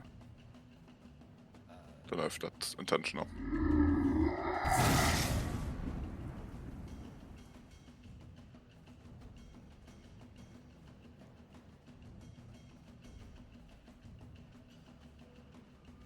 Yeah, that's what I said. I think it is intentional, so don't worry about it.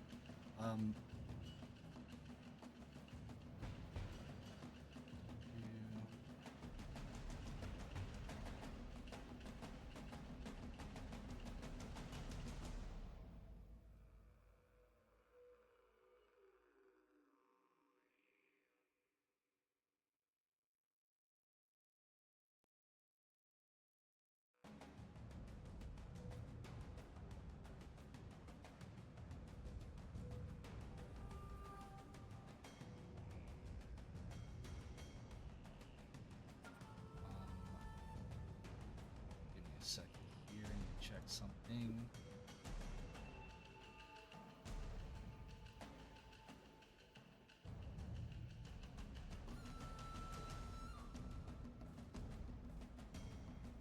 Yeah, that's what I thought. Okay. Shooting that out of your lightning breath for now. You make that guy makes a roll. This guy makes a roll.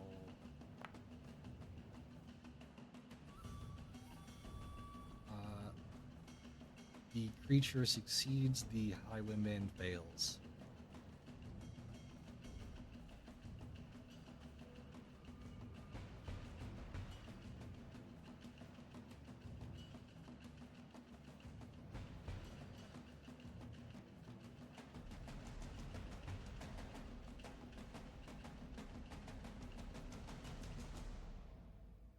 You would need to, I think, roll that of the damage. I don't know if the damage is already on there, but I think on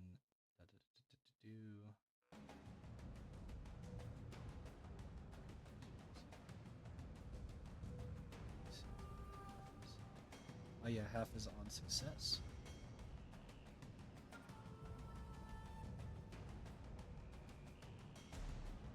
Do you got that roll, or do you want me to roll it?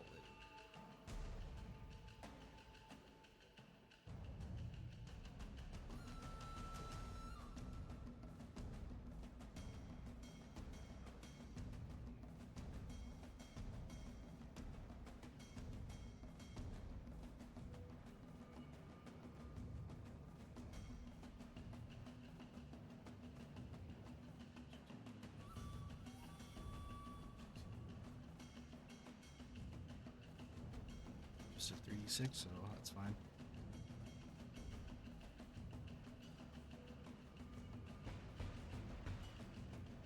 Ah, you did roll it, you said.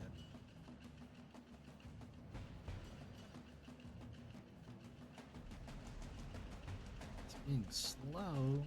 I hate to see that.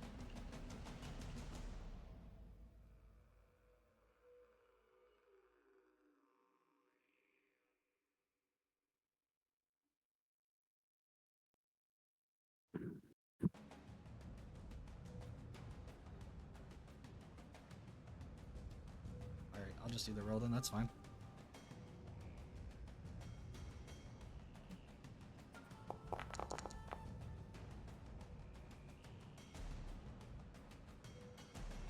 And the book rounds down.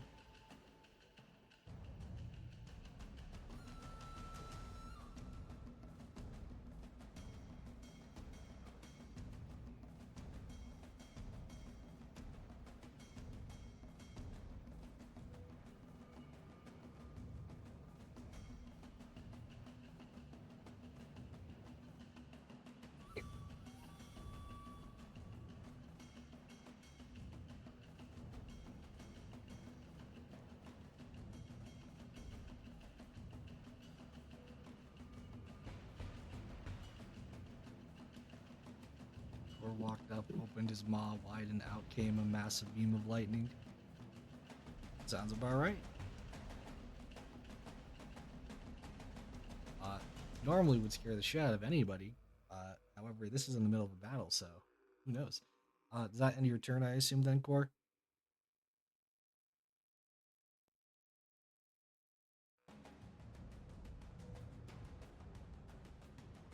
Alright, then we go past back to where we were then. But after Kerr's turn, we go to that of this Highwayman. And this Highwayman.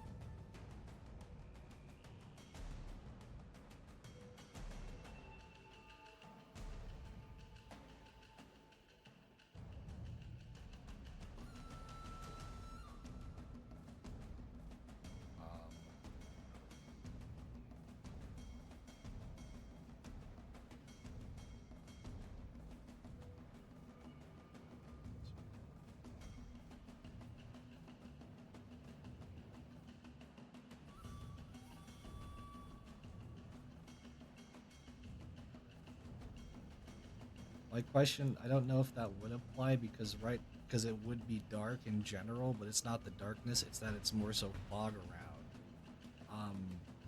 Not necessarily making you invisible, more of like silhouettes from further away. So right, screw it, it's fine. I'll say it applies here for now. Sure.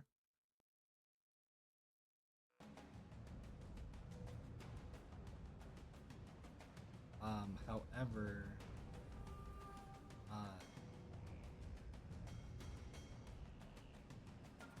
however, I know it doesn't say it, but I'm going to specifically say for the,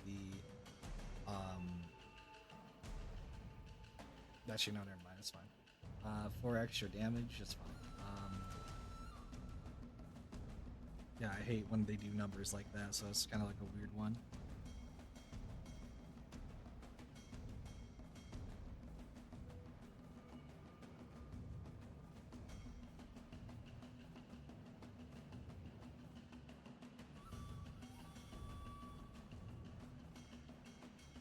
Alright then. Then going back to as I was saying before, going back to this Highwayman.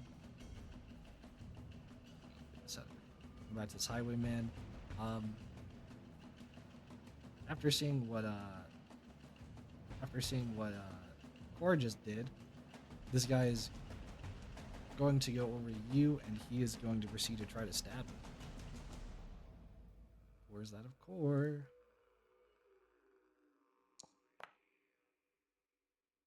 With that of a natural 20.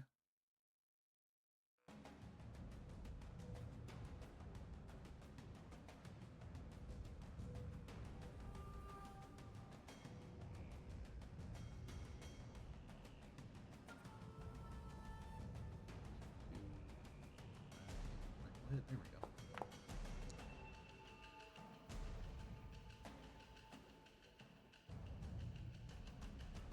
Not a very good crit, but that being 7 damage, which I can just go ahead and apply that. Followed by that of the kunais. The two kunais from the bonus action.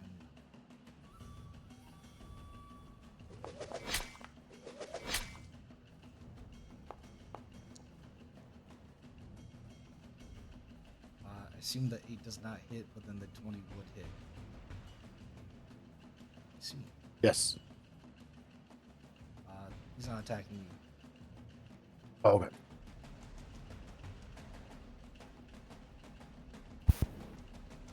So that would be kunai. The kunai would deal 3 piercing damage. I think it's piercing, yes.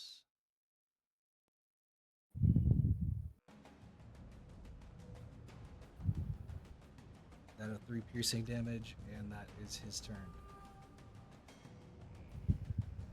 Kurz, now this crazy beast is looking at you.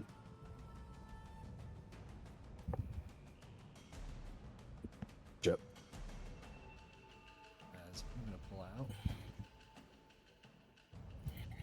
This creature has multi-attack. So first and foremost, it is going to try to bite you. Kurz. Here we go. Okay. A 17 to hit. That hits. Dealing. Oh, jeez. That hurt. Dealing 27 piercing damage, followed by you need to give me a. Oh, sorry, never mind.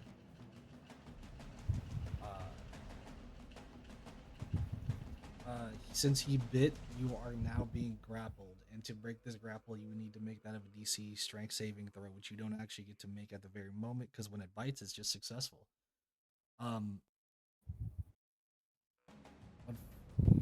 Unfortunately, that does mean it will not make its other attack with its tail as it normally would. There you go. The silver lining. That becomes the next one's turn. This one being released sees that of a bigger like creature. Going to proceed to go right towards that of Zutark. It's going to do the same thing, where it's going to proceed to try to bite you first and foremost. Ooh, on a 13, I do not believe that would hit. Nope. Which means for that of its multi-attack, because it would do that in the first place, it will instead then, after biting you, try to slam you with its tail.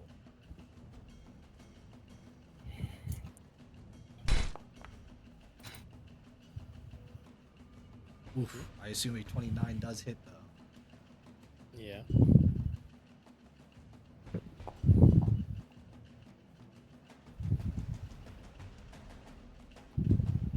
that of 14 damage to Zutark. 14 bludgeoning damage, and give me a DC 16 strength saving throw, I think.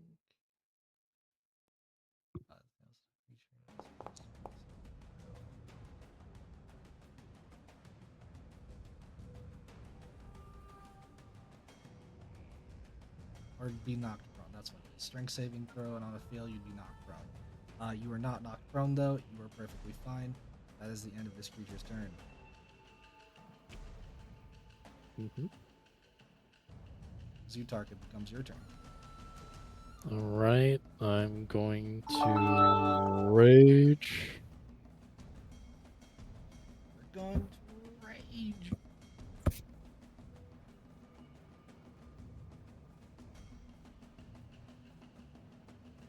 Oh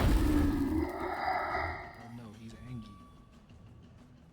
Yeah, and Oh, then yeah. when I rage, I'm gonna invoke my Renekton necklace. So that I get +1 to attacks and damage. Okay.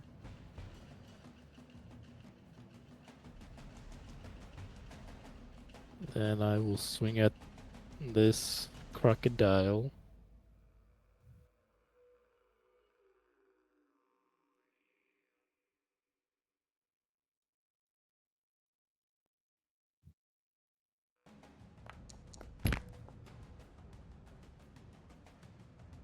So 21, I imagine that hits. 21 does hit.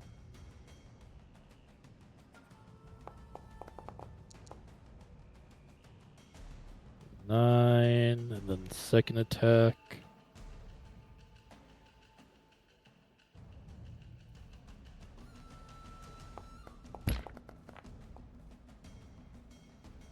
Don't forget to use your rage to apply the damage, I think. Shouldn't it be applying automatically?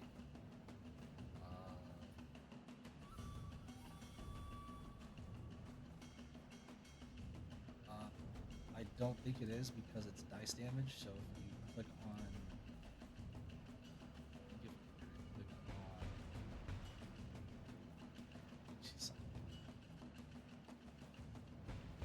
yeah, if you click on rage, there should be rage damage.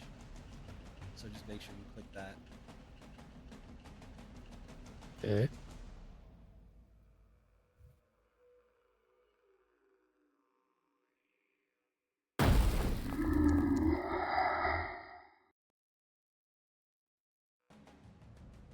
Then, yeah, second attack.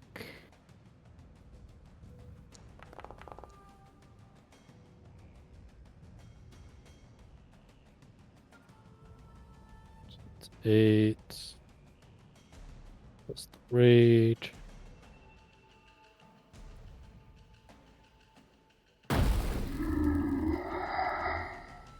Okay, so that would be 13.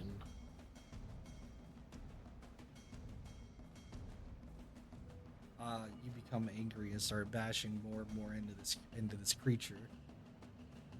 You do notice that it appears to have a very thick like hide. It almost seems, considering that it is withstanding your attacks perfectly fine. Doesn't mean it hasn't taken any damage though.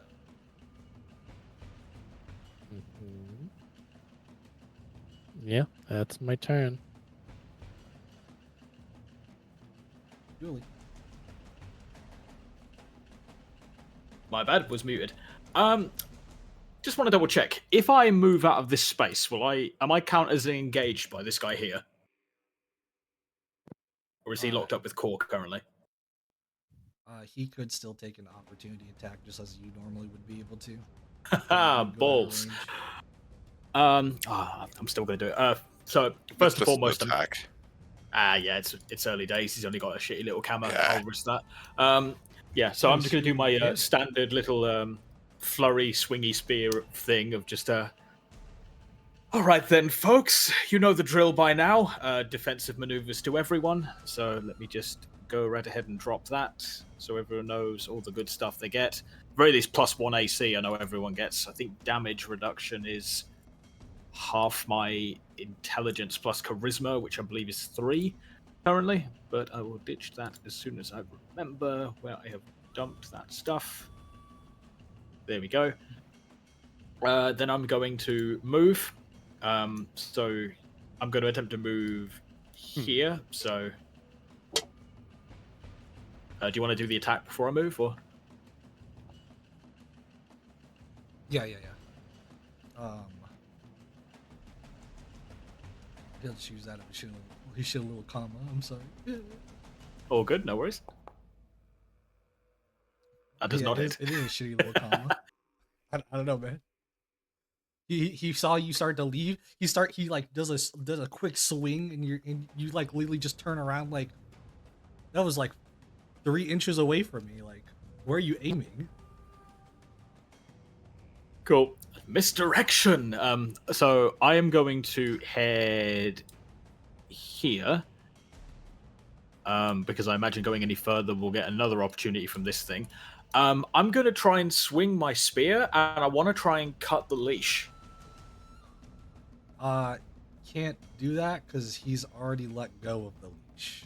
Oh, So well, you cutting the leash would be like doing nothing. well, I'll make it more difficult for him once he's killed us all. Never mind. I'm just putting out there. This guy used his action up here. This guy used his action, and they both use their actions to let go of the leash. Oh, and here was me thinking I was doing a kindness. I'm just gonna flank the thing and stab it in the side then.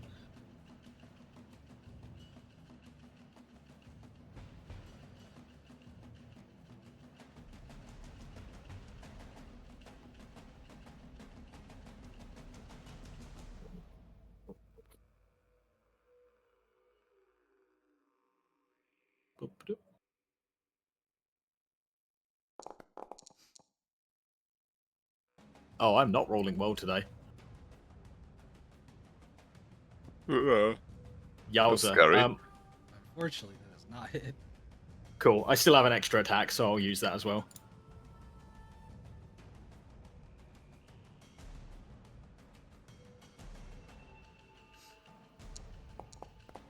Oh, man. Unfortunately, that does not hit. Well, and so ends my turn, I suppose.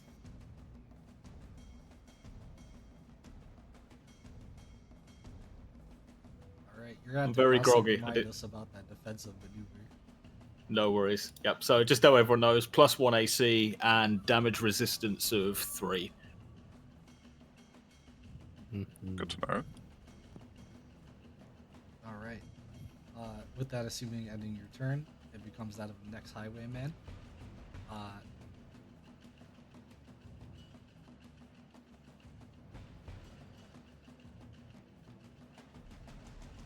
Not quite sure what you are.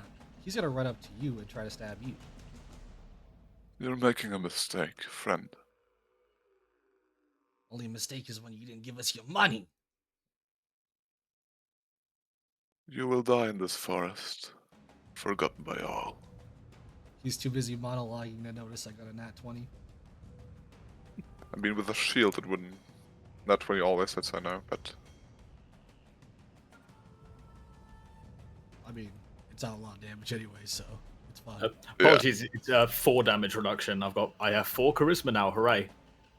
Oh yeah, the 4 damage. Huzzah! Also, he is going to attack with that. Kunai's.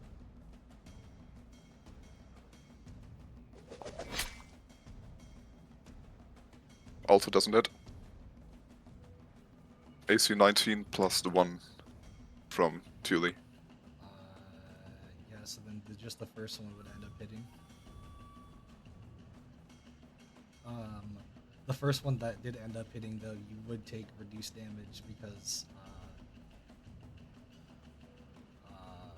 of the defensive maneuver. So just 4 damage instead of 8. Okay. Okay. That is his turn. This creature tries to go forward. Unfortunately, it is still on the leash, so it is very aggressive and can't specifically reach to you, Melis, yet. However, even though it can't reach you, this creature is still going to do something here. As it will use Visceral Bite.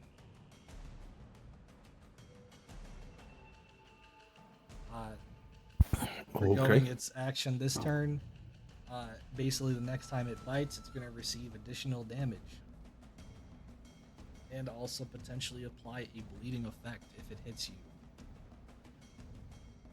So, I'll just put that here. It's pretty much, essentially, it's using his action channel at this one, so that's his turn. Guard. Okay. Tar will use his movement to fly 30 feet straight up into the air, which means I eat an AOP, but that's okay.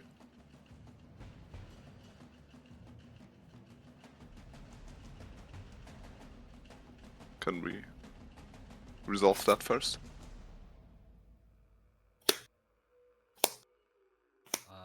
Yeah, I just had to get this.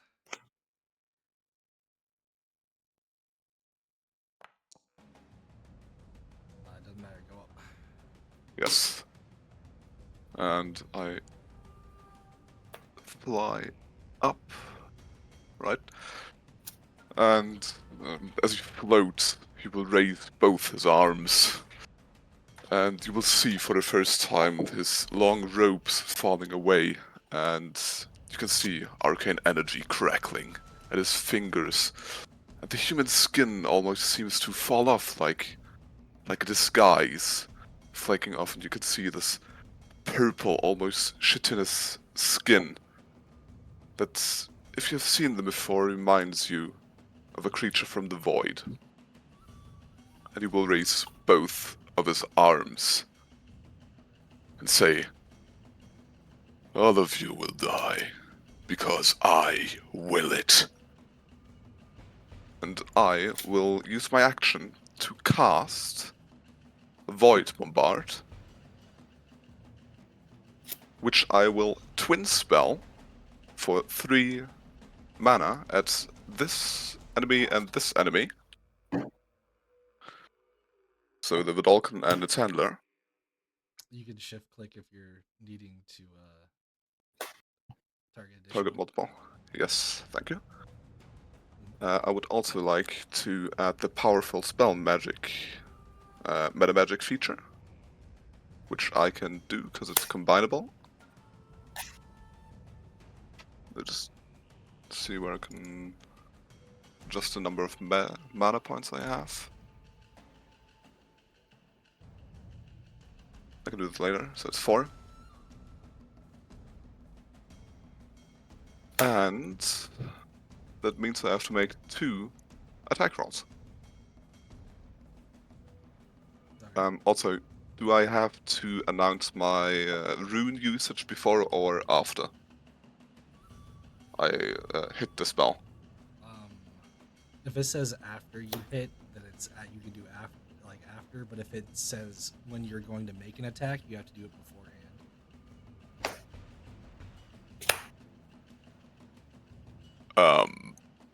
Okay, let me check.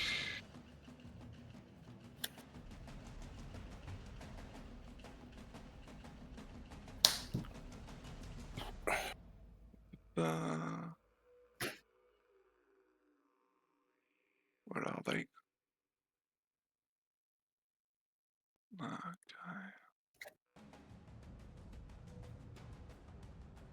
Yeah, okay, so I'm assuming you're using Energize Attack. That would be before you make the roll. Okay, in that case, I will use it. Also, what is this one? Yes, and attack.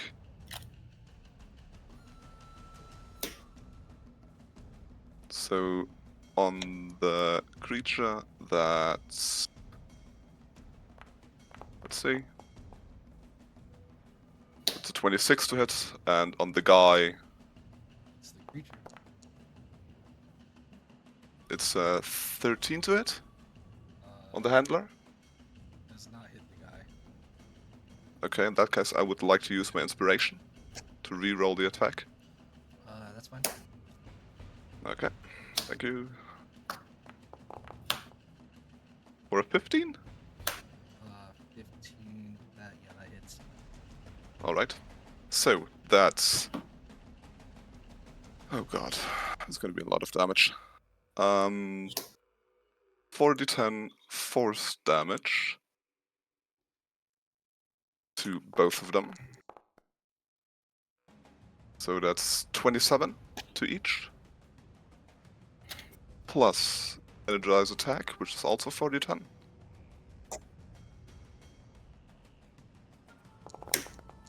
Plus I use Powerful Attack, so that's 15 additional damage on both of them. And they both have to make a Dex saving throw against DC Only one of them 16. because the other one's dead. Alright, that's fair. So the creature has to make a Dex saving throw against DC 16, or take 4d6 force damage and be pushed away 5 feet. Strength saving throw? Dexterity. Yes. Oh, alright. So, Not very agile on its feet, but it was able to see that coming. At least I'd hope so with 40 eyes. yes. And that's 46 damage. I don't know if I can roll. I'll just roll it manually. So, Wherever it it's coming is. from, you should be able to roll it. It might be because it's If it looks like a copy of damage, yeah, that might be. yeah. So it's 13 halved on the creature. 13. What is it? Force damage also.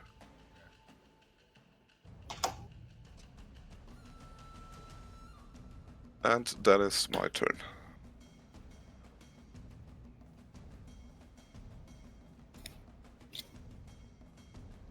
Summoning that of pretty much purple like a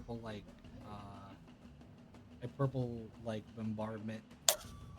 Yes, You a rain down. rip will open in the sky and like 2 bolts of void energy will fall down. One falling down onto this guy, pretty much evaporating him. Not even gonna lie, taking him out of initiative, as he is pretty much burnt, or not burnt, but like because it's lightning, pretty much turned to ash within seconds. The other one Wait. though, huh? I think this guy up here also has to make the saving throw. Because it's 10 feet radius. I was gonna say you didn't target it, so I don't know. Yes, because it's an after effect of the spell. Okay. What is it?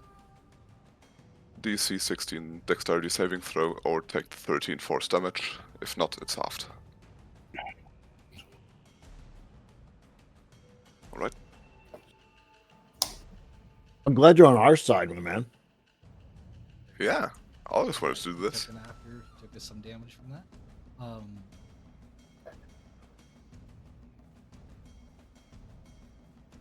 Is that it for your turn? That was my turn, yes. Thank you. Pulling out some DPS for now. I get you. This creature definitely seems like a good, like its side got burnt by that of the lightning. However, it does seem to have some thick skin, so it's not letting up right now. However, the person that was holding the leash is no longer there, so now it is unleashed. Bellis, is your turn. Okay. Let me target. I'm going to cast. Here we go.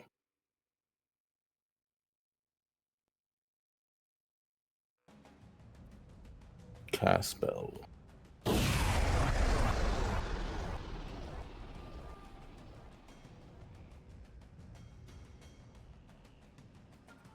Wait, is this even a beast? I don't even know what that this is. I assume it's a beast. It looks beastly. Okay, all right, cool. The beast must succeed on a wisdom saving throw, DC 16. Oh no. Oh no.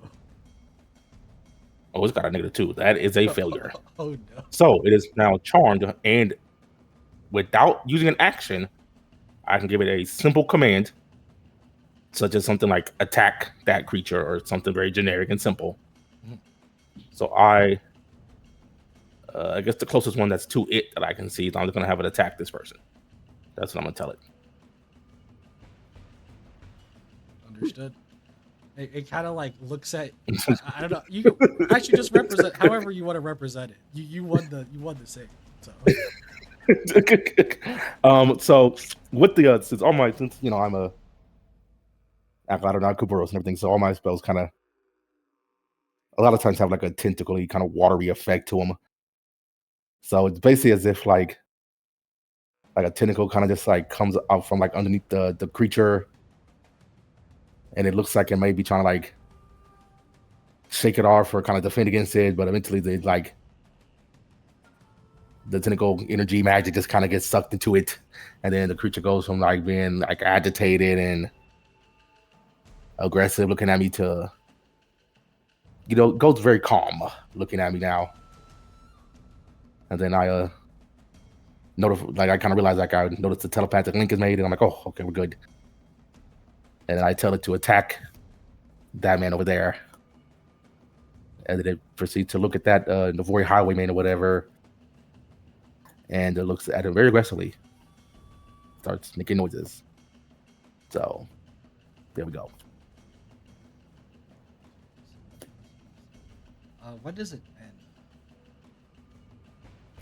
It's concentration, so it can break, but I think it. Well, sorry, it doesn't have the duration on here.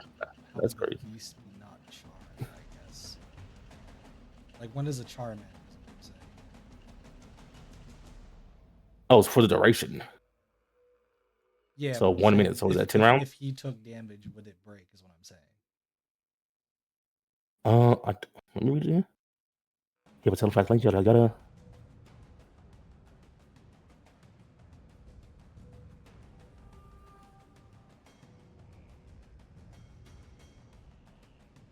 Yeah, each time the target takes damage, it makes a new wisdom saving throw against the spell. Okay. I just wanted to make sure. It's probably gonna keep failing. So, but like, I just wanted to know. I mean, a -2 is not good. So yeah, but okay, it is every time it takes damage, it does get to make a new save. It does look over at that of this Highwayman. However, this Highwayman, it is his turn, but he's not going to specifically attack it because he doesn't see it as about to be aggressive towards this guy yet. He just thinks, why did you tell my beast why did you tell our beast to like attack me for no reason? Like, these things are hungry for you guys. Like, what an idiot, you know? Yeah, what an idiot. You're right. What an idiot. So for now, what a fool. He's gonna go over and just rush over to you, and he's gonna proceed to do what we all love, know and love, his attacks. Followed by that of a normal attack, followed by that of 2 kunai attacks.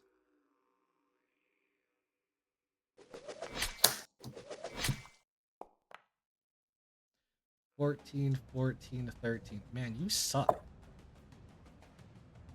Talking the Highwayman. Wait, hold on.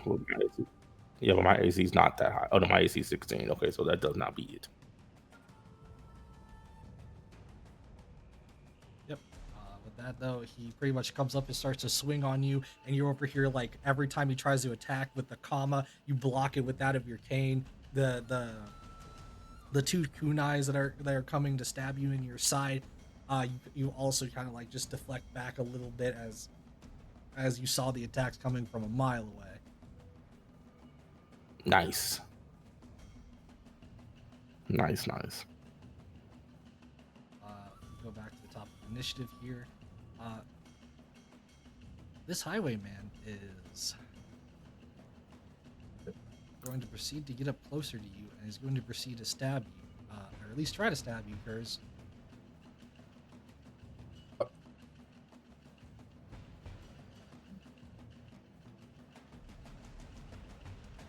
Attack. 2 kunais.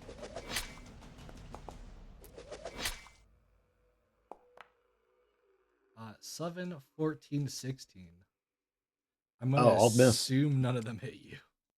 Yeah, the 16 ties, so it's a miss. Yeah, that's great. Honestly, dodging and weaving. It's kind of crazy.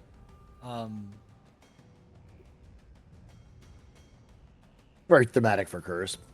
I can see that. Yeah, this Highwayman's having trouble trying to hit you. It becomes that of Core's turn again.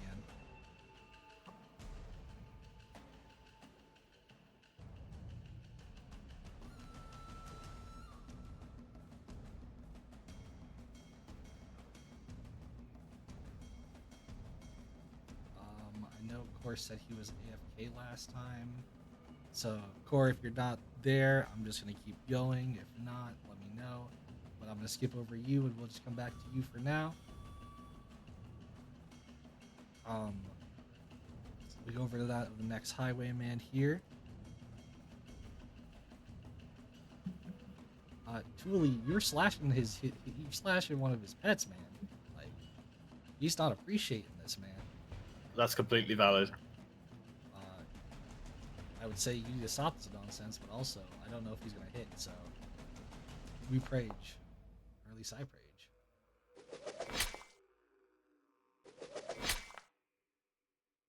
16, 16, 21. Oh, they all hit. Do they? Yeah, my AC's 15, even with my own bonus. Oh, that's a surprise to me. Damage.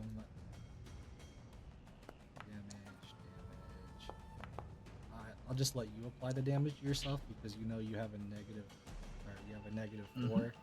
So, Yep. Actually, by what I mean is take 2 damage because nothing else is good. Does it reduce it to 0 or does it reduce it to 1?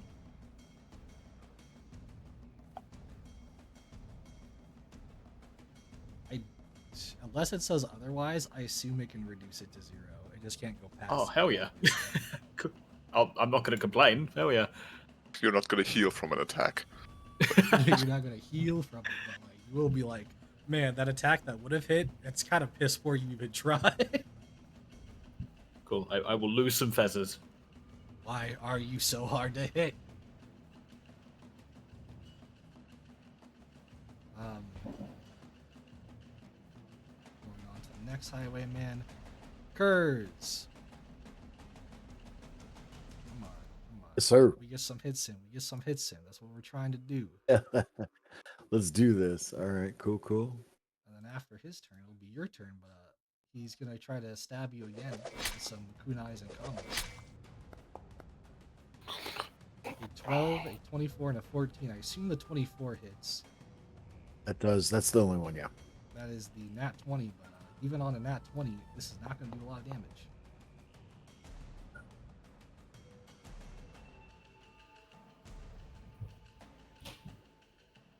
As 9 piercing damage goes towards you, Kurz. There you go. What? Oh, it's core back.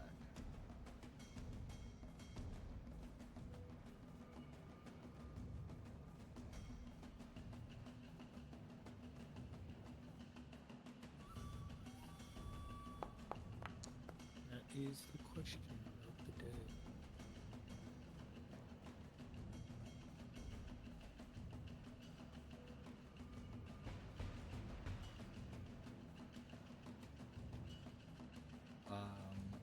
I see you have that of the Vibrant Claws. I don't know if that's fully been set up.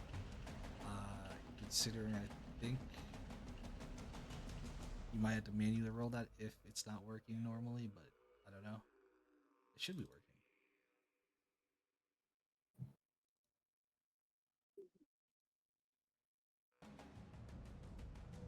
Oh yeah, I see. It comes up with the attack and the damage. You would just have to actually hit.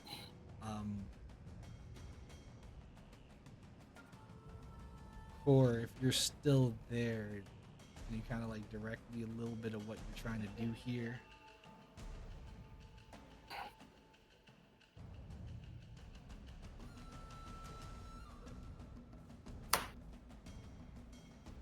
I should be able... let me try and like stream what I can see on Foundry just so that he's got a visual image of the map. 2 seconds.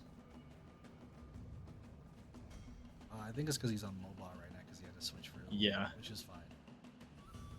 Oh, okay, you can see. That's all good. I'm going to assume that you, that core that you're trying to attack this guy above you with the Vibrant Claws. I'm going to say while that's happening, because I'm assuming the rolls are being slow for you, Kurz, feel free to take your turn in the meantime.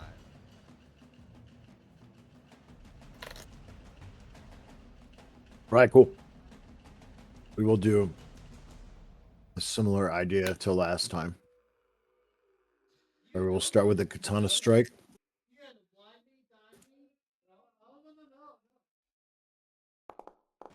There we go. Roll for damage. I'm attacking the same dude, the big dude. Oh, there we go. Nice. All right, second attack. The katana again.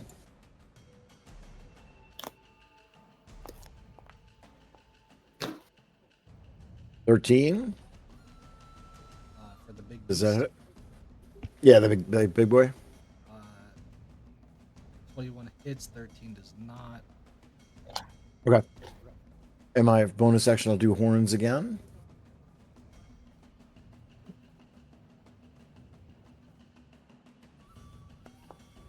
There we go. And roll damage. Nice. 22. Yep, that 22 hits. As you get like a slight bit of the horns kind of like, and you don't really get to the point where it's piercing through the skin, but you do get it to a point where it bleeds from the skin. Okay. So it's not like a gash. It's just a. Okay, gotcha. Not a huge gash, but it is still there. Okay. A little something, something. Okay, cool. Thank you. Is that it for your turn? Oh, yeah, I'm good after that. All right. Or if you're still trying to do something, with the vibrant claws, are you trying to roll and it's not rolling?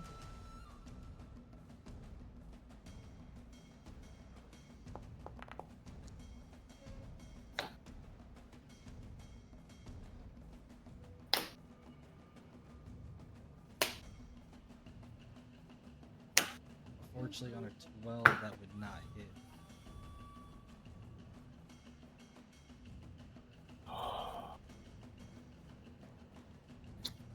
Is that the end of your turn?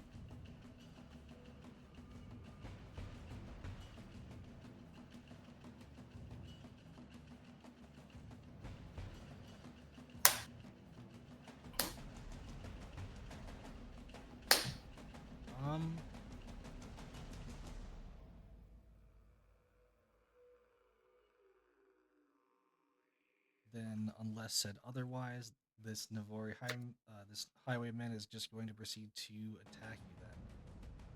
Cord. Or it's probably going to be piss poor attacks, but we're still going to try.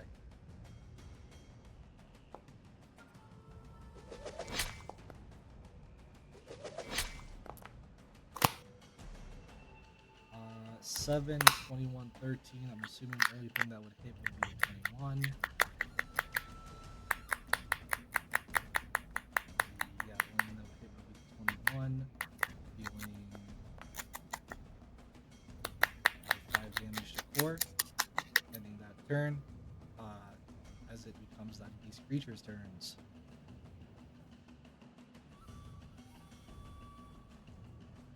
Alright, we start over here with the left side. The creature on the left, aka next to you, Kurz. Okay. Is going to try to do, after attacking you and failing the first time and seeing all these people try to attack you and failing, is going to switch it up a slight bit. And instead of attacking with its bite first, it's going to try to attack you with its tail first. Oh, shit.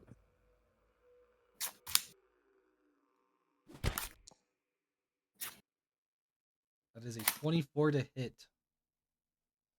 Just barely. Yeah.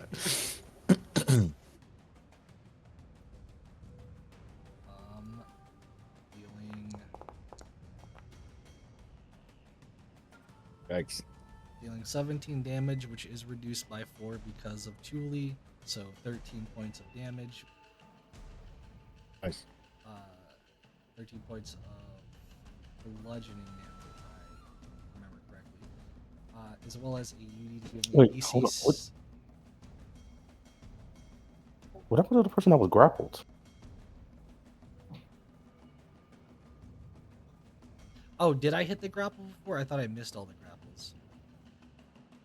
I thought somebody got grappled. I feel like I feel like I heard somebody get grappled the first round. Got bit. Yeah. The first round, you got bit. I don't know if you were. you... Then yeah, if you were bit, sorry, hold on, let me take that back then.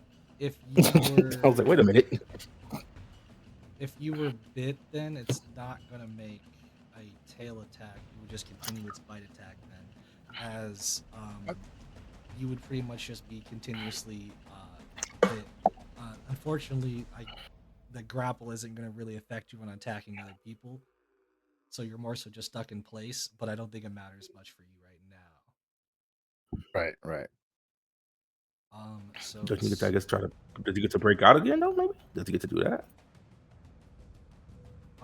if you were to break out, it would have to be like an action on his turn, pretty much. Otherwise, this creature is just continuously okay. going to keep biting. Okay, gotcha. Okay, dang it. Even though you're grappled, though, it's not going to get advantage or anything because grapple kind of sucks a little bit. But you know what? It's fine.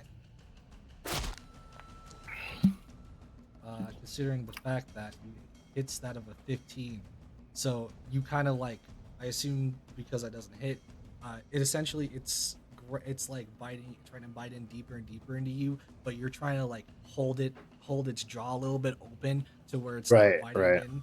So you're pretty much that's gnarly. I resisting like that. Yeah, this bite. that's a vision right there. Jeez. Okay, cool. I like that. That of this good catch there, Malice. But that of this next creature is up though. This one I know did not get the bite off on Zutard. But with that being said,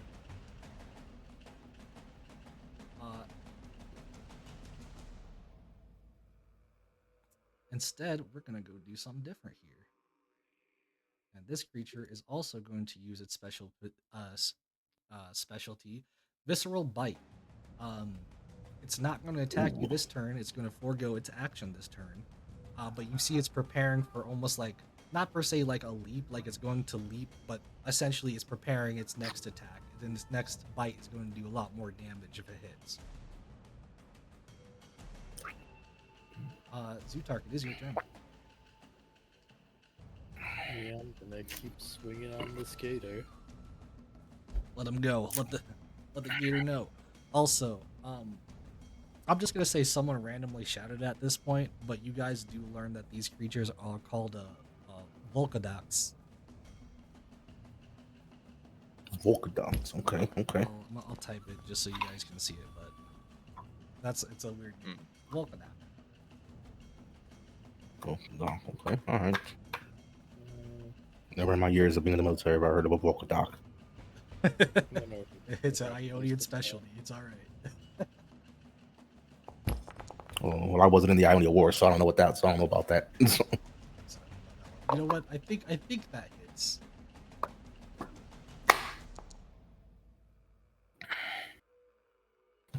Yeah, that's quite a few D6s getting rolled there. You coming down with the hammer. 22. Boom! 22 damage. What's the damn? Yeah. Yo, that thing dead, right? It's dead? No. Mine just took 90 damage and is still standing. You pretty much blocked it on its face, and it's pretty much like it kind of got like not like stunned or dazed, but like it shook it off for a second. But it does look like you almost like made its nose crooked. Yeah, well, I'm gonna use my rune as well. I'm gonna try to lifesteal off it. That's 3d6s. Oh, right. Okay. Yeah, I see you, Court. I see what you're saying now. Yeah, I can do that. It's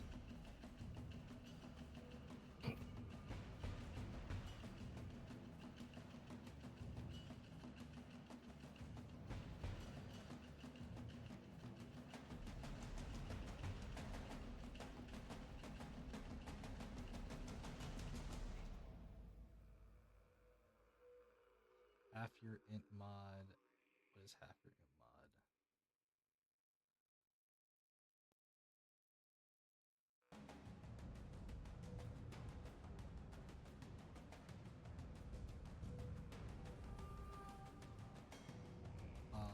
Half your int mod would be a +1, which would put your attack from earlier to 13, which unfortunately would still not hit. Damn. Unfortunately, that does not work. Continuing on back to where we are though with Zutark. You did that of your first attack, Zutark. What's this 3d8? I'm using my rune. If you click on the rune, I think you should be able just to use it. Yeah, well, that's what I'm doing. I'll get you. Okay, so I would heal pretty much full HP now.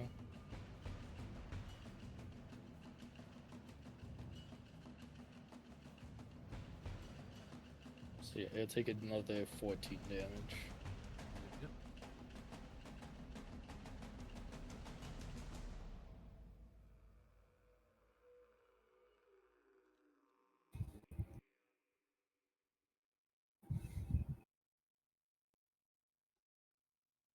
You know, did a mighty blow into this creature. You still have, actually no, that was your 2 attacks from that.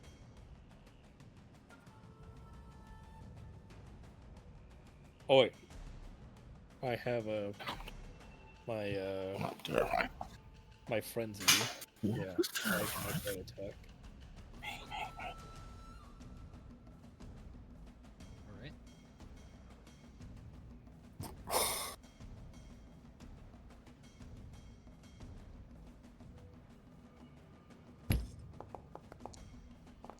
Which, Unfortunately, gonna the 9 reference does it. not hit. It's not our day today. Yep, I still miss. Yep. Unfortunately. 8 does Yep. not hit either. Yep. Damn. That-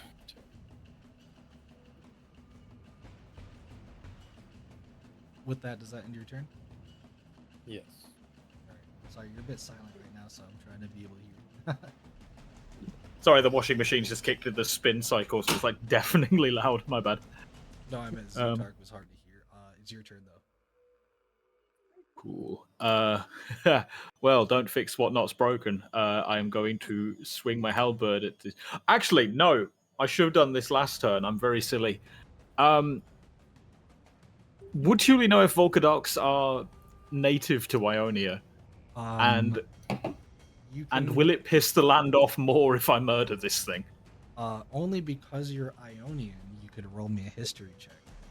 Oh, excellent. There's nothing more I love more than a flat D20.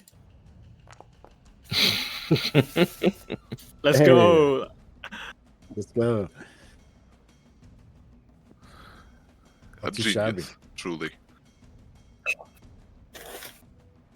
Every time I look at these Truly. polka dots, I just think of a Jaguars from Monster Hunter. I'm not gonna lie.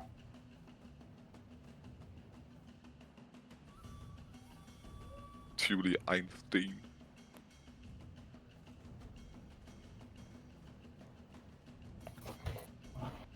me a second here. No worries.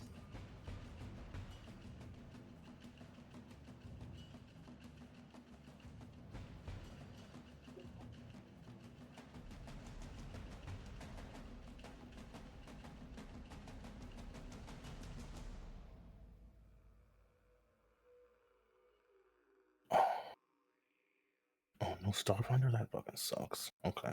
I'm going to DM you here because it actually has Okay. a small description.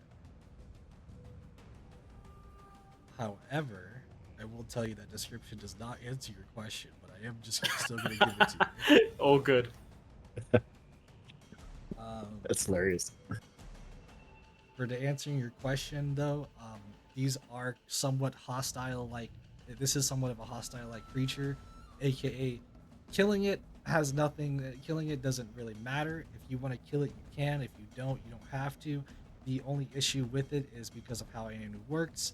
If you're going to kill it, you better use it. That makes a lot of sense. Well, good. In which case, I'm going to do like a big twirly spear move, and I'm going to cut the dude next to me and the Volcadog with my first attack and my second attack, respectively. Respectively, can you not? No. Just saying. Can you not? Like, no? Like this guy's already piss poor. You Damn. don't even have to kill him. He's not gonna hit you. But what if he did? And then he would do like 3 damage. That's what happens if he dies. No, but yeah, I got you. You're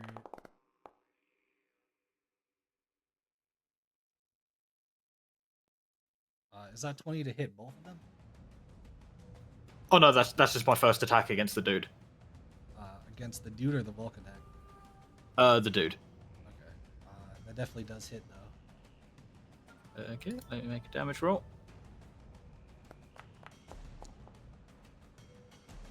7 damage to him. Slice. You pretty much proceed to slice off an arm at this point. Shling! Ah! As he's still up with that of Kama in other hand. Cool. And I will embarrassingly fail to hit the Volcadar, because that's a nat 1. That is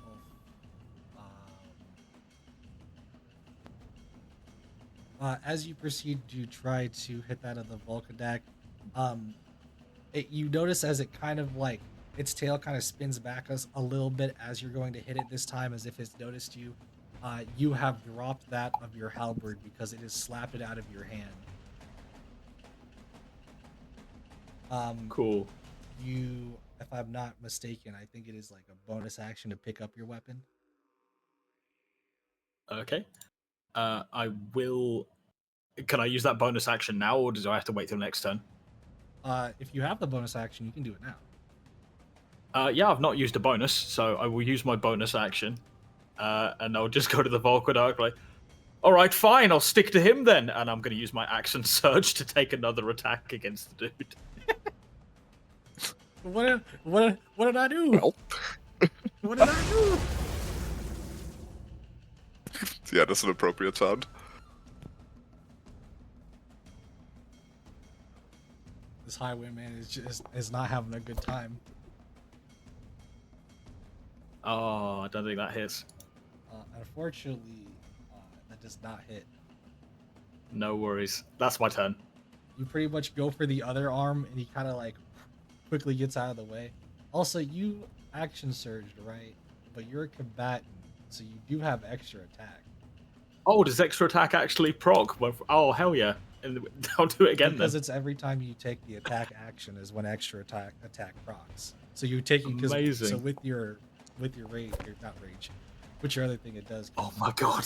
But unfortunately, it does not matter. I'm so. No, Julie's just gonna look at the guy like, I'm sorry, I'm very sleepy. I'm much better than this usually, I promise. Well, he's got like one arm. He's like, well, I'll put you to sleep with this. It was like his kunai he's got in his hand. He looks really sad at this point. Like he's on the verge of tears himself, man. Good. I'll just be like, you get credit for trying. I'm sure your afterlife is lovely. Oh, shove it up your own. With that, it becomes the next Highwayman, aka the one that is 30 feet below Car. Yeah. As much as he would lovingly try to throw some kudais up, he would rather.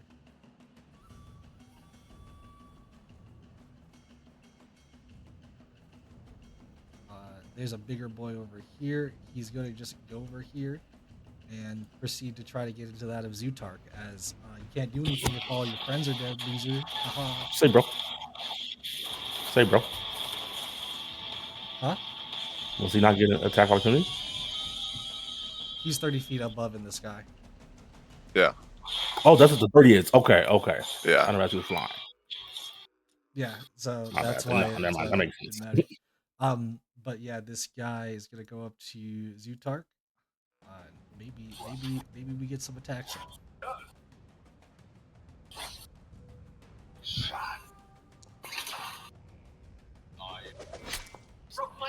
Attack.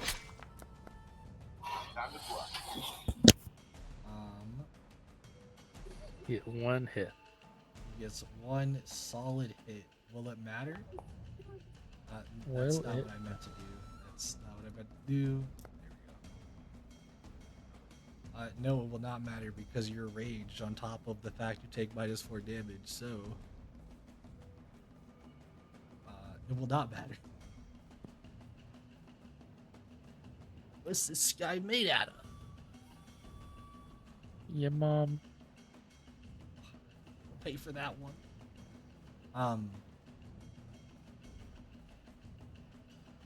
This Volkadak here is going to proceed to go forward.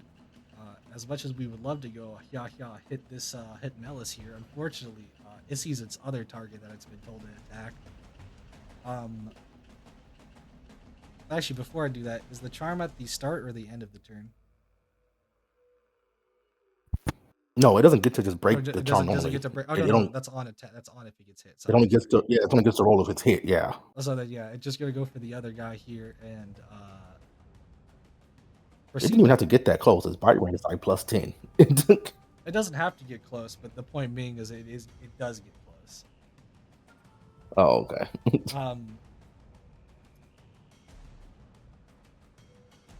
He's gonna attack his bite roll. Oh damn, that shit miss. Unfortunately, 15 still hits.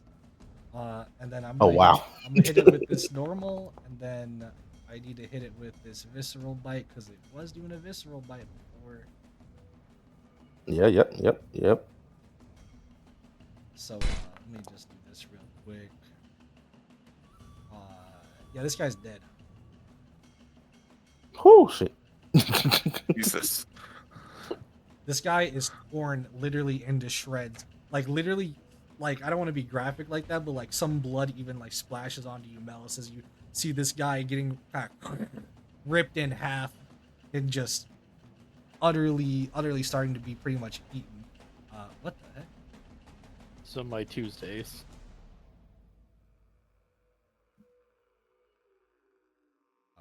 What the heck? I will pet the side of the Wokadak. And like, good boy. Huh. It's gonna be a little bit confused at first, but kind of like go into the petting a little bit, not understanding. With that though, that is this creature's turn for now. Car. All right. Given that Melis has apparently adopted the thing I wanted to attack, I will decide to help Zutark out a bit by... What am I gonna do? Healing this thing? Preferably.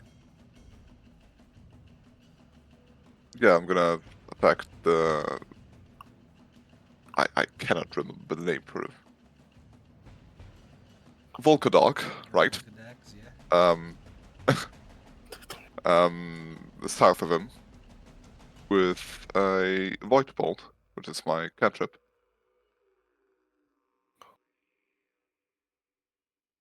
Okay. So... Out of reach? Wait, what? No. Okay, yeah, that's an attack roll from me. And that's not one. Yeah, so I won't hit, I guess. Yikes. Lovely. Yeah. As you proceed to shoot that bolt, unfortunately, it does not even connect, as you almost got like what feels to be like some of the fog in your eyes, not being able to make you aim correctly, as you pretty much shoot that beep into a field of flowers. Yeah. That happens sometimes. Let me think, can I do anything else? Is the question of the day. Yeah. But I don't think I can. Nothing good from a bonus action, so that's my turn. Yeah. Melis. Alright. I guess without needing to do an action, I will give it another simple command. To go attack this guy over here.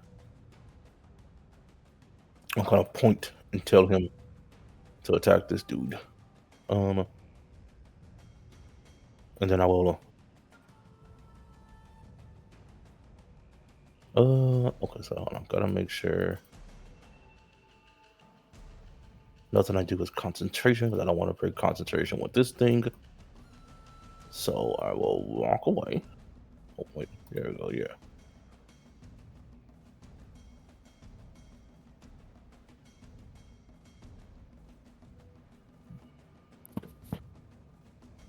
Yeah, obviously no opportunity. Yeah, I figured as much. Okay, there we go. Walk over here.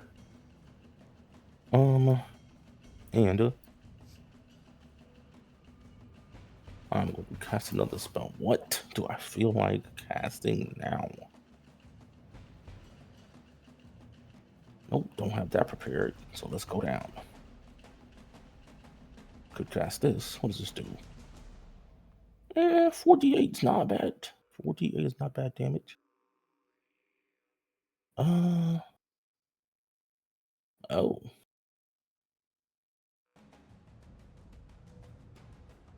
Okay, so let's not do that because I feel like that's just gonna get terrible. That's concentration, so we're gonna ignore that. Okay, I will cast. Wait, let me select my target. I'm going to select this one. And channeling the power of Nakamuros. Wait, what does this mean? Nagakabaras, help me.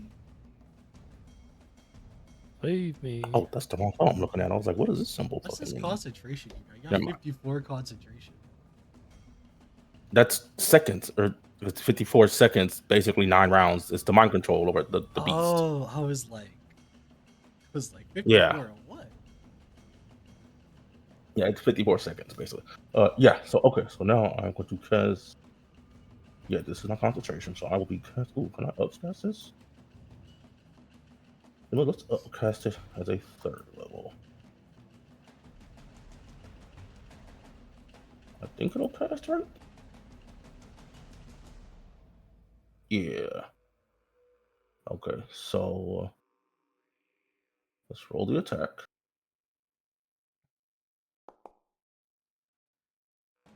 Oh, fucking... Okay, well, that's fucking missed. Goddamn. Never mind.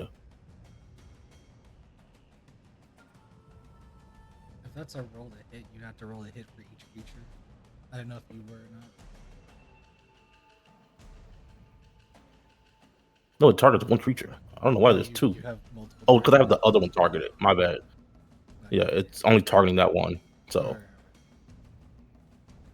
Unfortunately, the water jet being just going right by it, kind of like,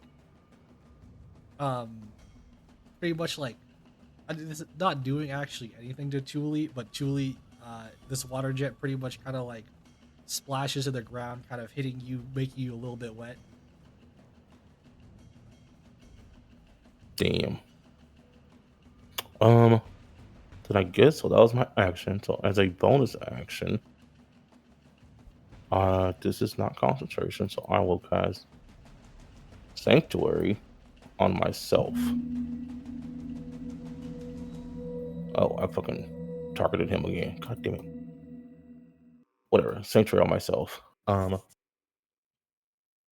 any creature who targets with a harmful attack or spell must make a wisdom saving throw. On a failed one, they must choose a new target or lose the attack / spell.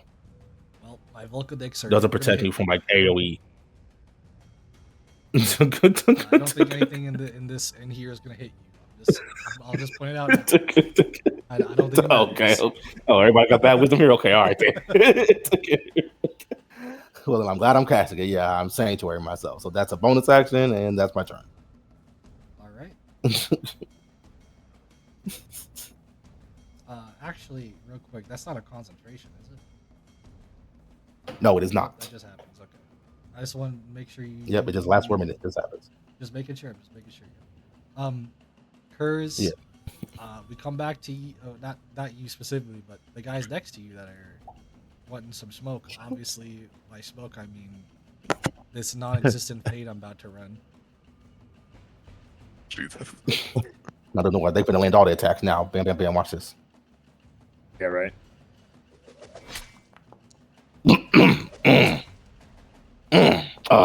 Not they're supposed to hit. Hmm. Not to. They're supposed to hit the targets. Oh, there we go. There we go. Okay. I don't. Wait, what's his See, we AC got it. though? What's your AC, Curse? Because you get a +1 from Right now it's 17 with the +1. So the only thing. Also, that the one hits hit. is So one of them hit. the random Jeez. kunai. We got there. Here's the issue. He ignores all the damage because of the Oh, I'm in the 4 damage. So he proceeded to get the hit in, and where he thought he drew blood, he's like, finally. Curse just looks over and is like, really? Oh fuck. That shit doesn't even dig into the skin Doesn't at even all. dig to It's the just skin. like it's like a crude kunai. Like these guys need to be better prepared. Yeah. Like they got these awesome monsters, but them themselves, they're just like, we're just kind of here. Thank goodness. Core, it would be your turn if you are there. I see you moving at least, so yeah.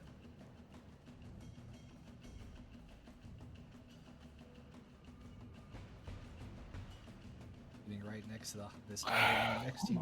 I see you. I assume that we're gonna bring in some claws. Some claws in effect, you know what I'm saying? Oh my God.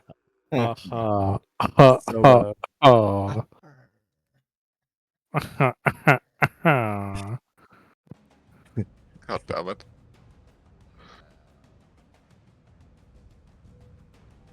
We'll give him a second though, because I know some things are slow for him right now. I need to go back to cooking right now. Get my butt kicked.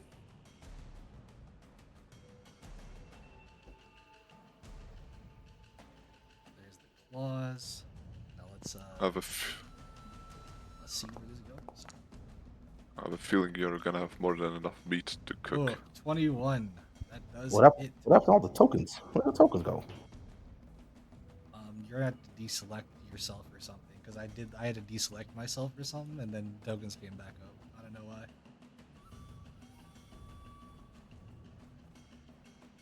Oh, there we go. Okay, that was weird. All right, 21 definitely. Want to does see? hit. Oh, dude, Kurt is kind of hurt. 15 Okay, hold on. Slashing damage. Going to that of this highwayman. Pulling out that of your claws that seem to almost radiate an almost weird like pitch as you slash into them, ringing into them, dealing that of the 15 damage. Is that the end of your turn?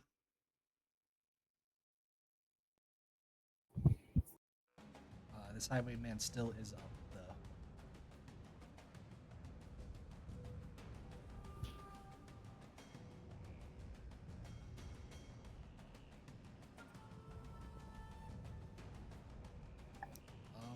Assuming that there isn't anything else, obviously you can just go ahead and do it if there is something else. But assuming if there isn't anything else, we will continue on.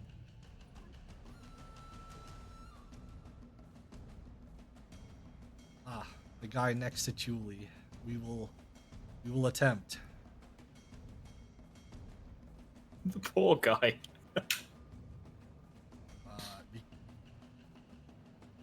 Because he lost one of his arms, I'm gonna say he only shoots one of the kunais, but not like it matters. 17 to hit. 17 does indeed hit. Oh, we got a hit. We got a hit, boys. Never mind. Take it back. I take it back. Yeah, you didn't see that. I saw all of that. As 3 damage gets nullified, as he's trying his best.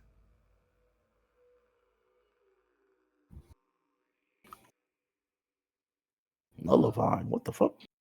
Because Julie reduces everyone's damage by 4. Oh shit! Damn. So because Type it was shit. 3, it just kind of like nullified. it didn't matter. Yeah, I will say type like shit. future, like not like future on, like I mean more so later on when we get to more creatures or things that do a lot more damage. That's not going to seem as powerful, but like just because it's a bunch of creatures being thrown at you, that's just like I deal 4 damage. It's kind of like It adds up. I'll take it. Like I said, for now. When the for now, dice is a D4. That's why I'm like. That's why I'm like. It's literally just.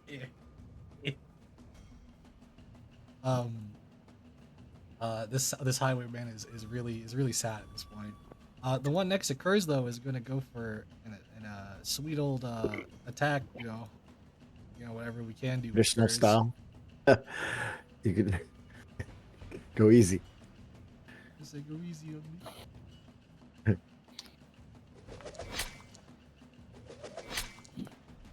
16 to hit, 13 to hit, 13 to hit. I'm gonna assume none of those hit.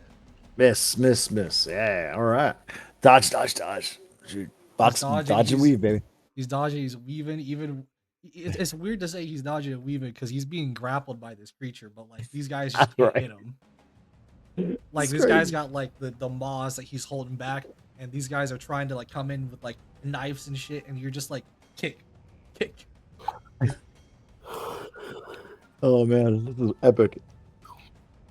Or is it your turn? Okay.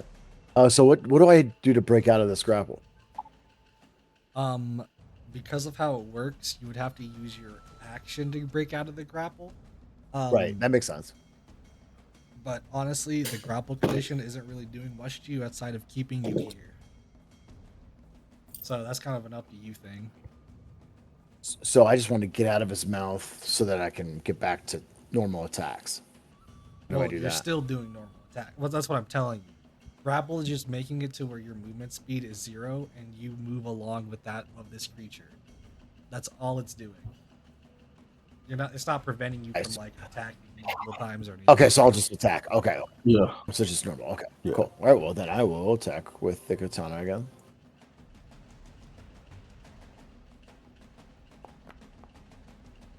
Ooh. Now, if he decides to like run off with you, that's a problem. He said, "Come with me." Yeah, he decides to just like run away with you in his mouth. Now that's a problem. Now, I would say maybe it's a thought that could happen, but because these are simple creatures, they don't have much thought. So I'll just be honest. Okay. It's probably not going to be. Don't give him any more ideas than he already has. Oh, I already got plenty of ideas, but I know. 14 does. He doesn't need help. Does not hit. Okay, I'm gonna use my horns again. Try to anyway. Let's see the horns. Let's get them. A 15 does hit. 15? All right, there we go. That's not bad. So, Roll damage. So yes, at this point, you guys know Volcadex have a AC of 14. And I'm assuming since I stabbed inside his mouth, that's like extra damage, right? I get like bonus damage. No. No. I was like, what? Since I was in his mouth, that should count.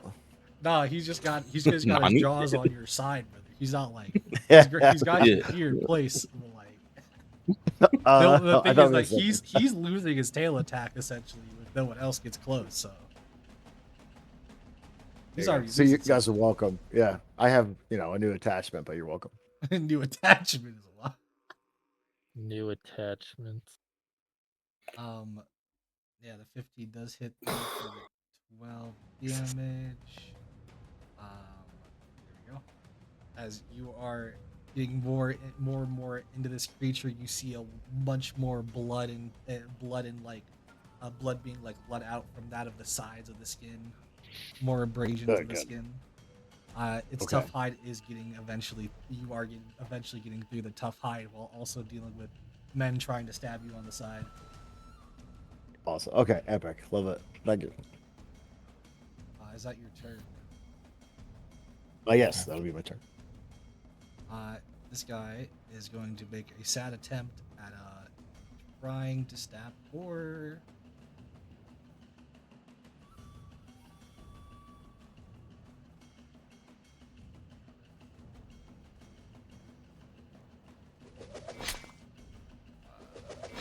about the opposite way, but it doesn't matter. 7 and 10, I assume don't hit, but the 19 would hit. I assume core.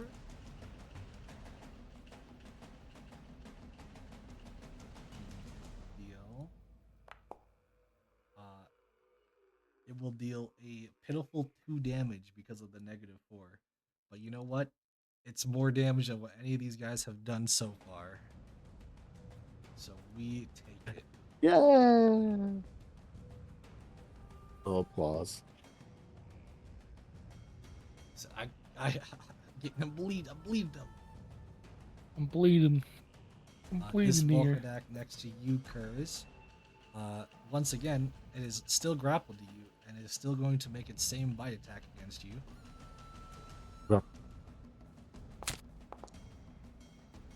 Ooh. 27 to Yeah, hit. you got me. Barely. Yeah. Barely. Oh, For 21 points of piercing damage, I believe. thanks. -4? Sorry, -4. So. Thank God. So 17. Yeah, 17 points of piercing damage. No, that comes out to 11 points.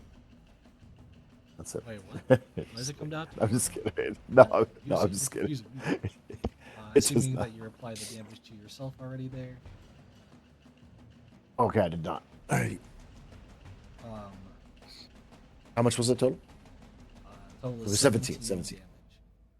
17. Going towards that of the other Volkadak here, he is going to attempt to try to get that of a bite attack, and more so specifically, this bite attack against Zutark has been visceral. It has the additional visceral bite onto it. So if it hits, it's going to do a lot of damage. If it doesn't, this Volkadak sucks.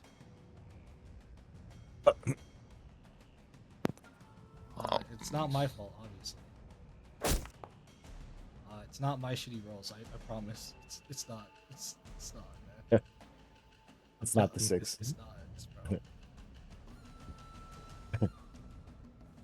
Barely. Oh, does that hit Zutark? That hit Zutark barely. Oh boy, we got damage because that was the. Oh no. That was the bite damage. You're technically being grappled because the bite did hit, and the visceral bite for the extra damage. Oh shoot. Whew. Yikes. That's a bit. So that's a total of 38 damage, but the 38 Oh. damage does get half because he is raging. That's good. I believe at least. Yes. So that would put it to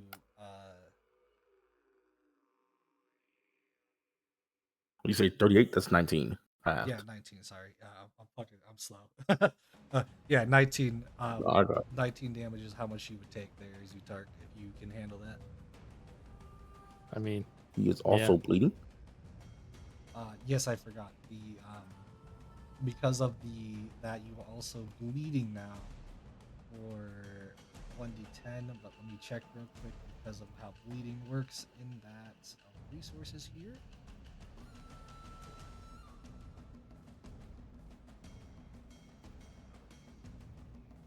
What is that in my conditions or something? Yeah, it's conditions. When you receive 1 point of bleeding, you receive 1 point of damage at the beginning of each of your turns. When you receive a new point of bleeding, you receive 2 points. Okay, so for now, it's you receive 1d10 points of bleeding because that's how long it lasts for this first instance.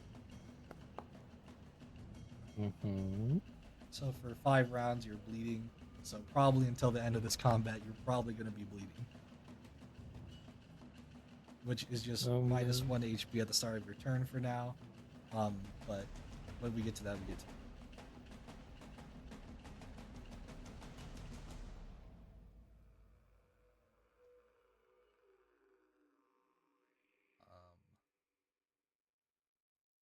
There we go. And with that being said, that does end this Volkadak's turn. Zutark, is your turn. Yeah, well, I'm gonna keep swinging. Just keep swinging. Yes, I just do. Keep swinging. I'm gonna do it with Reckless.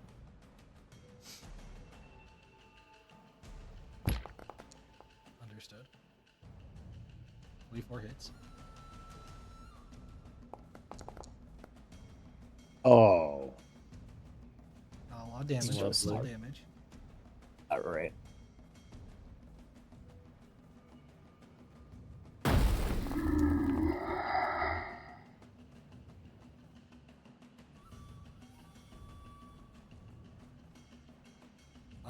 swinging in more and more into this creature, you can definitely notice that it is still obviously standing and fighting, but it does seem to be at a very more panicked rate as a lot of blood has pretty much spewed from this creature's sides.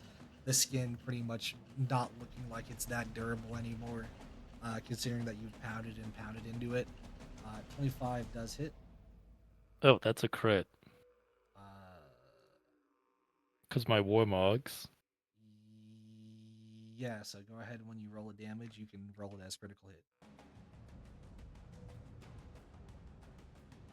Which, yes, also includes your rage damage.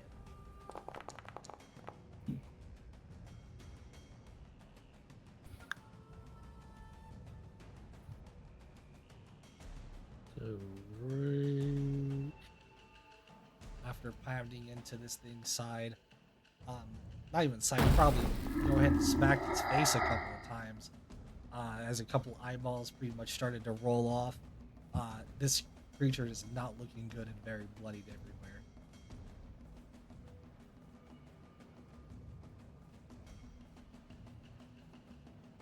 And then my third attack. Yep.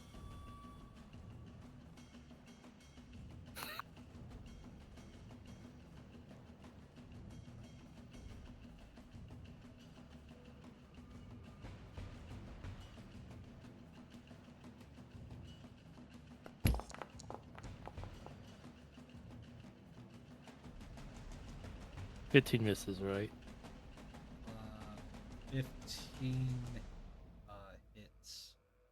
15 hits, okay.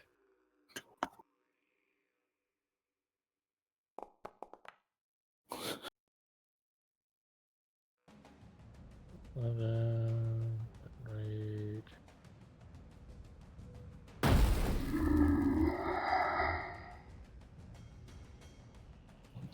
This creature looks like it is barely standing. Yep. Creature is still up, but it does look like it is barely standing at this point. Zutark, is that a return? Yes. Alright then, Julie, it becomes your turn. You've just noticed as Bash has gone into this Volkadak next to you. This Volkadak looks very much within kill range, pretty much. However, the Highwayman next to you is also still very much alive, so... By how Chili's much? gonna Who look knows? and just be like... He's giving us Yeah, best. Chili's gonna look at the thing Oh, and be like, God. "Ah, it seems so rude to steal a kill," and then I'm gonna stab the dude again. Looks away, stab.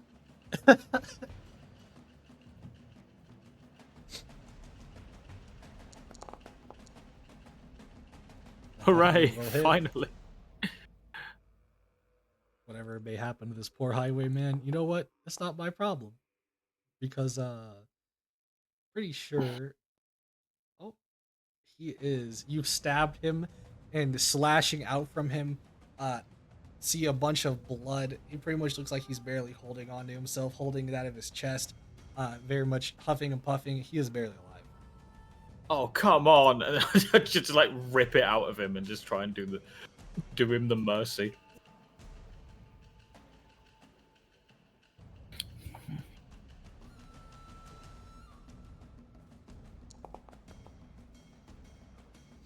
Just let him die. Yeah. How do you want to kill him? Yeah, I'm just gonna like, pull it out of it and then just like spin and do a second swing and just cut him across the throat.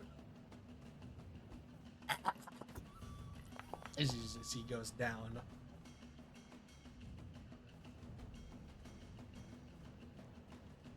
Cool. That's pretty much my Want to entire turn. No.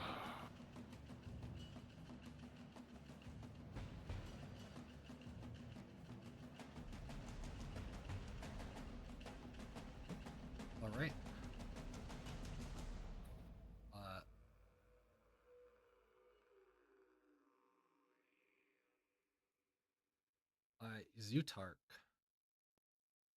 We love to make pitiful attempts.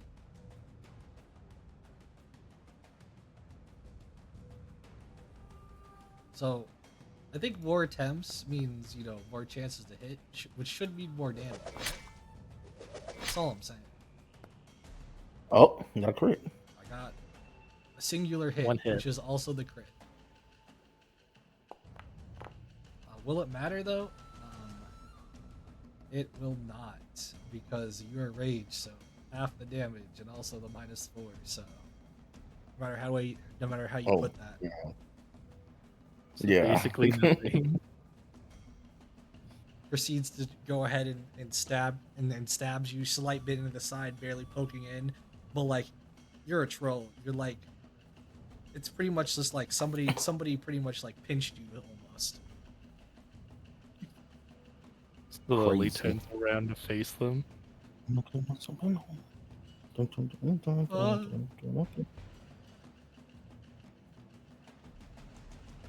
becomes this guy being Oh. very much like trying to be focused on you. Maybe not. Maybe how much does this creature go? Yeah. This creature is going to proceed to run and pretty much like Zutark. You turn around to look and see this guy that attacked you, and as he looks even confused, he gets pretty much snapped up by this creature. Let's see if this actually hits. Yeah, let's go. Go for it, Vocal Doc. Pretty sure that's gonna hit. Yeah, that's it. Yeah. Bite him. Get him. Also, wait, this guy Get him. died, correct? Yes. Yeah, he dead. So I gain back HP. Yeah. So I get back D4 plus my proficiency. I gain back 6. No, 7. Yeah. Volkadak hits, making this guy grappled. Unfortunately, this guy is on the floor, or not specifically on the floor, because it doesn't actually make that effect be that. But it's essentially as if this guy, this big creature, is mawing into this guy who is pretty much trying to like still stay alive. As this creature is chomping into its arm, coming from the guy on the floor. Car.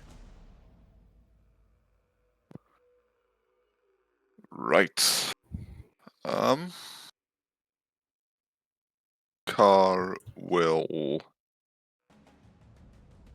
Let's see.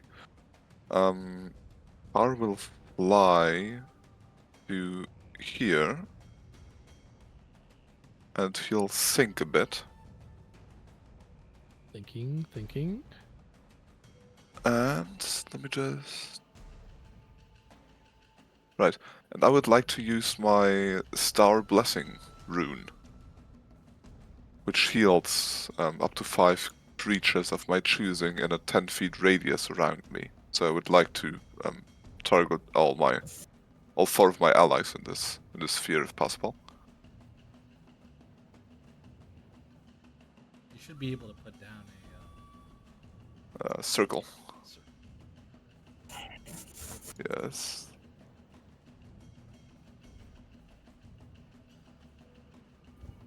Look at rolls.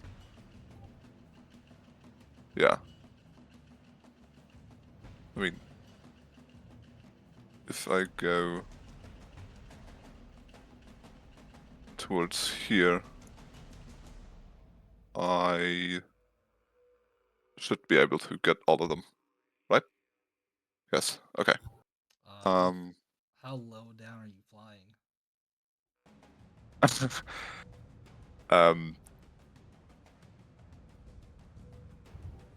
Well, it's 10 feet radius. I would like to stay up in the air, but I only have 10 feet to get them. So I think I have to go to ground level You could in still order be to hovering, catch all 4 of obviously, them. but you would still have to go to ground level. Yeah.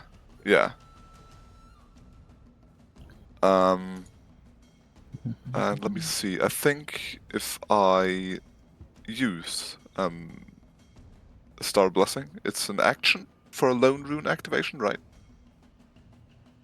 Yes. Did I get that right? Okay.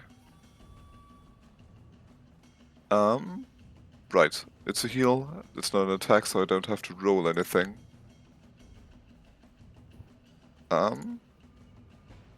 So that's just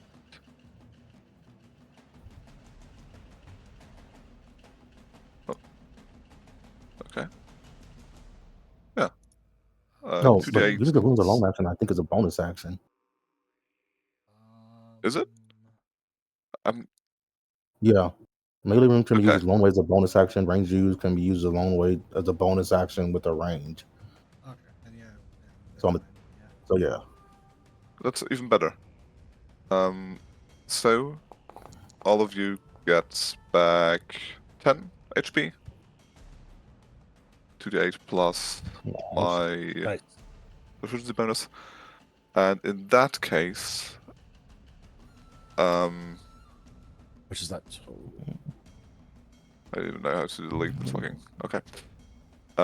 In that case, I will use my action to cast a Void Bolt on this fucking thing below me.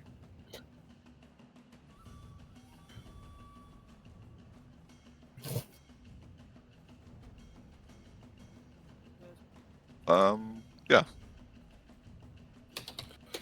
So that's another net Oh, one. Why no am I way. always? It's the second time I'm That's attacking this thing with a crazy. net one. Boom goes that of another field of flowers. Oh my god. Yeah. Wait, I'm also healing myself, by the way. Am I? Yeah. Yeah, that's my action. That is my action.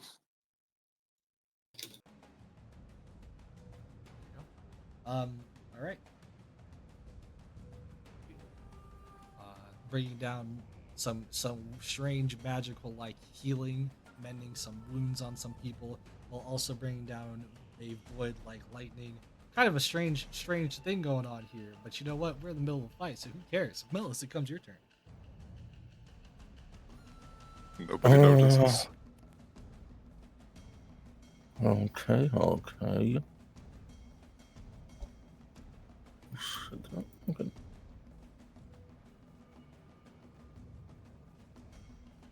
Oh shit! Hold on, wait! I have to restart my browser. Give me a second. I have to roll the 1d6 here for the lightning damage on this guy. I don't think it's gonna make too much of a difference right now, but I'm still gonna apply it because Cooper said so. There we go.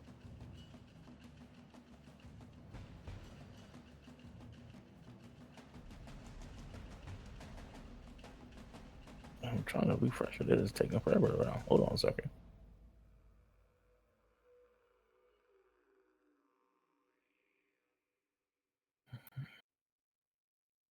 We're just gonna do this. We're just gonna completely close it.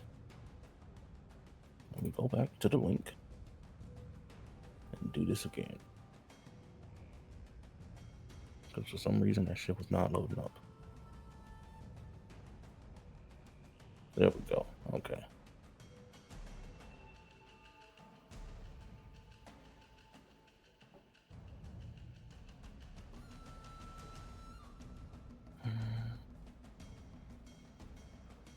Obviously, as we're getting a slight bit over time, I will be trying to end this somewhat soon. However, I believe that we should be good for now. God dang, what the? Why is my Foundry not loading into this page?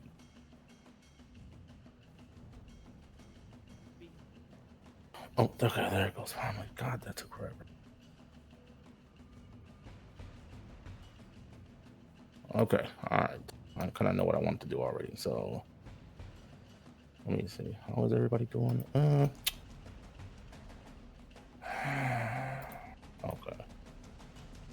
I will.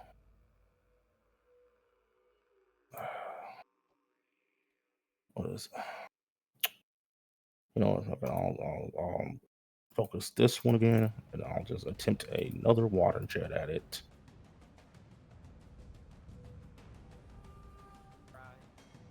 Not going to worry about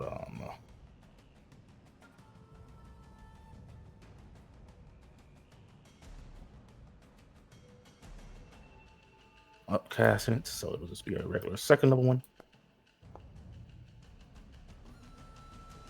24, I'm assuming hits, correct? 24 hits. All right, 48. 2 cold, 2 bludgeoning. Yep. 20. Wait, no, how much damage is that? What? Why does it have me roll it again?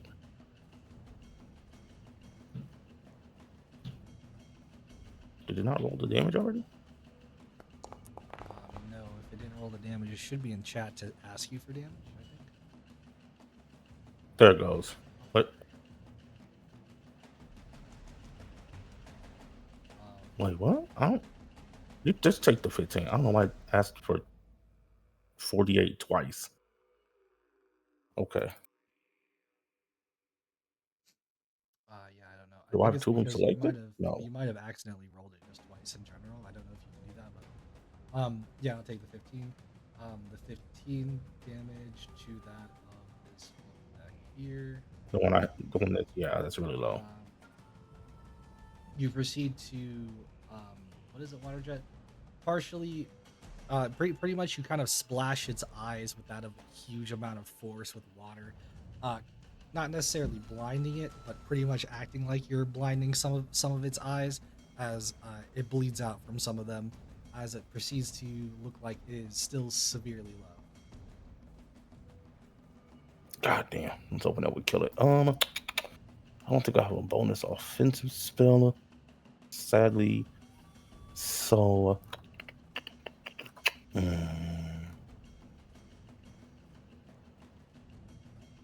oh, this is a bonus.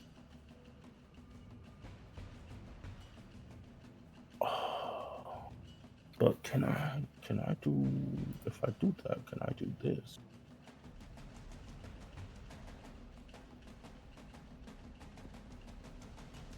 Hope I didn't miss anything. Not this. This.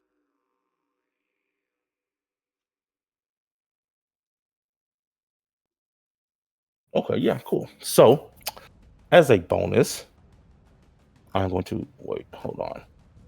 Wait a minute. Let me make sure I get into the range of this. Range 60 feet. Is it another spell? Yeah. Oh, well, I mean, yeah. Because it could be a cantrip. It is. It can't be another level spell. Okay, fair point. Fair point then.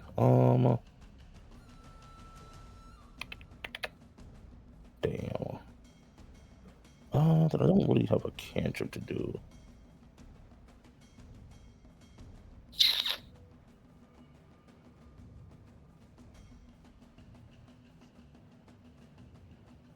Wait, did I win the? Okay, all right then. Okay, then yeah, I'll end my turn then. I don't really have another. Oh, the different bonus action that's not a spell, so I will end my turn then.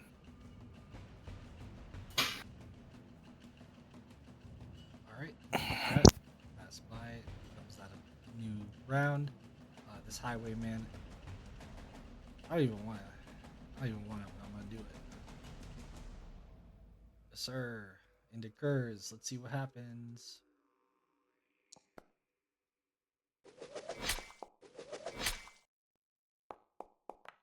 A 6, a 19, and a 20. I have 2 hits. But do they actually hit is the question.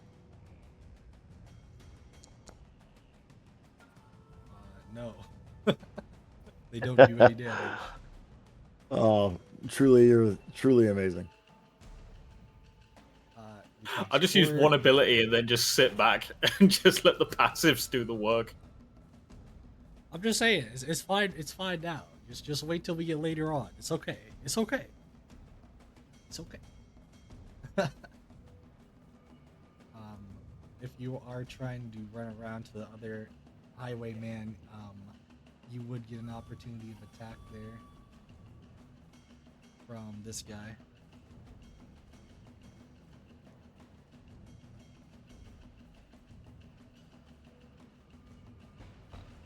Assuming you acknowledge that, I'll just go ahead and roll his shitty attack anyways.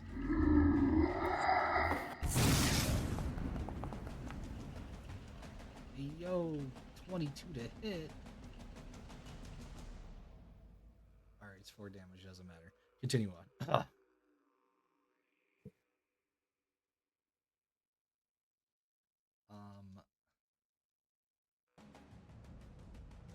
Seeing as you are doing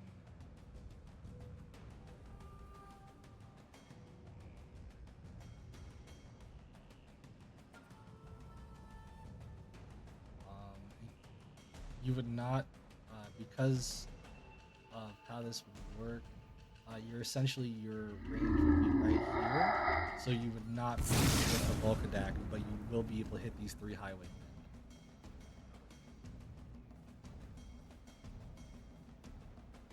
I'm more so say it because it comes from south, so it technically would like start right here, which does not go all the way to the other Volkadak. But also, I don't even think you really want to hit this Volkadak, considering the fact that it is still charmed. So do with that information what you will.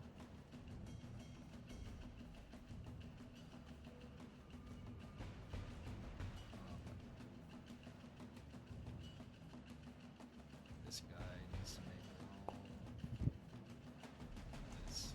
This guy needs to make a roll. This guy needs to make a roll.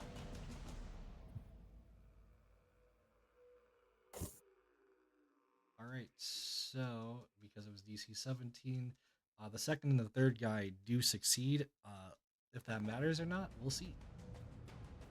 Go ahead and do the damage if you can.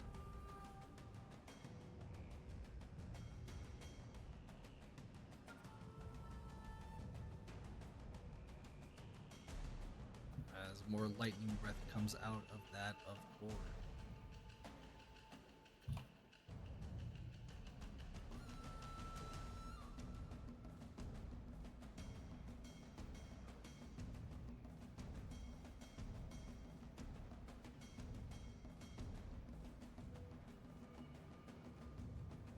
Oh, okay. I got you. Roll 4d6 plus 4. 20, I assume, is what would be lightning damage. The lightning damage is half for the second and the third one, but the first one will take out of the full 20.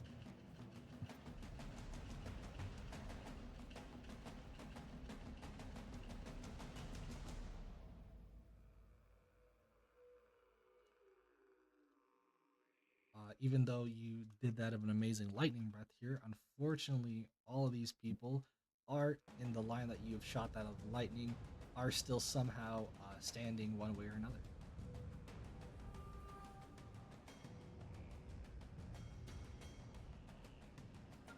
Those they all look pretty damaged after that attack, though. Assuming that would be the end of your turn, though. Here. This guy's dead. This guy is not dead. Alright, Kurz, once again, I'm coming back. Okay.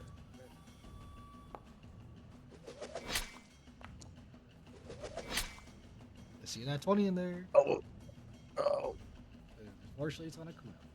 13 does not hit, but I assume a 24 and 18 might. They both hit, yeah. The 24 was a crit, and then the other one was just a normal hit. So on the crit, you would take 6 damage because it's reduced from 10. So you take 6 piercing damage as that's it, just the 6 piercing damage. So I'll let you go ahead and take care of that. But that is I got that. That is that of the Highwayman's turn. As he's finally got a stab in. Pretty lucky stab. Kurz, it becomes your turn. So we still have I still have all my friends around me. Are all still doing they're all still up, huh? Okay. Well, I'm gonna continue. Yeah, I'm gonna continue fighting the thing that's biting into my side. All right. go, baby. Oh, that's not a good start. Okay. Next attack.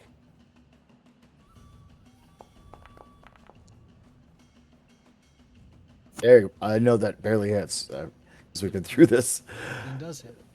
7 does. Alright.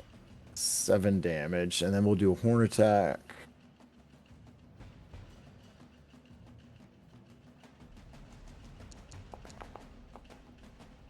Yeah, there we go. And roll damage on that. There we go. 7-11, baby. Dealing that of 11 extra damage there. This guy, this creature definitely is starting to look bloodied up, but it's still very much standing. Okay. Is that the end of your turn? All right. And that I will. Yeah, that'll be me.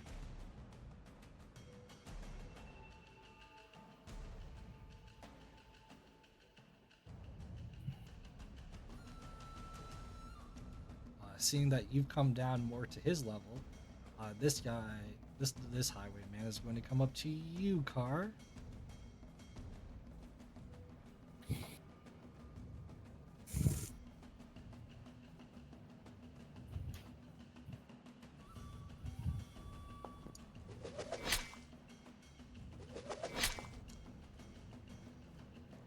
Yikes. Car, what's your AC? Nope. With the buff from Thule, it's 20. This guy is trying to slash at you, and you're not even kind of looking at him as you're kind of like floating out of the way of the attacks. It's very sad for my highwaymen here, but it is fine because Seems now like we'll it. go on to the Volcadax. This is where it all matters, as this Volcadax is still hooked onto you, Kurz. It is going to proceed to bite you again. With a natural 20. Not even really. Wow. Oh, That's disgusting. That's gonna hurt. Oh, that's gross. Oh, holy shit, what the fuck is that? that is 39 points of piercing damage to Kurz. Oh, Mm, it's got crunched on. damn. -4. Sorry, -4. 30, 35, 36, yeah. 35. Well, I only have 28, so that's not great. Oh, yeah, you're out. Man, he down. And with that, we finally have that of the bite going into that of Kurz, putting him down on the ground. This creature is trying to continue to pretty much eat his living or his still alive body at the very moment. Though that is its turn. This other Volcadak, though, will proceed to try to make its bite attack. No. Here we go. This other Volcadak will make its bite attack against you, Zutark, here.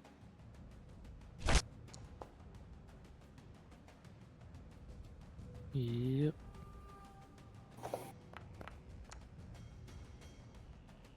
Dealing that of 28 damage. Now we're finally getting some damage numbers out. So I'm 10. not sure I like these damage numbers.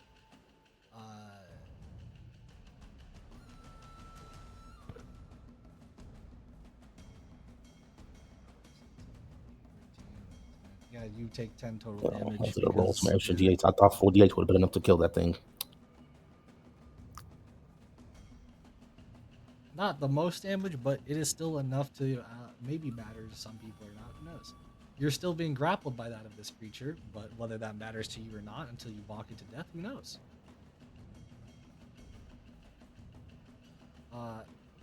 With that of you kind of stabbing it from its side earlier, though, because as long as it's not hitting that of the same target, it should still be able to use its tail attack against you, Julie. Okie dokie. Whether or not this is going to actually hit, we'll see.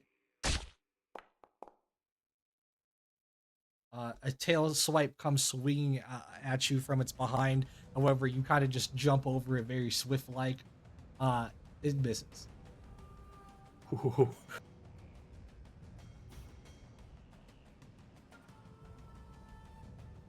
That is the end of its turn. Zutark.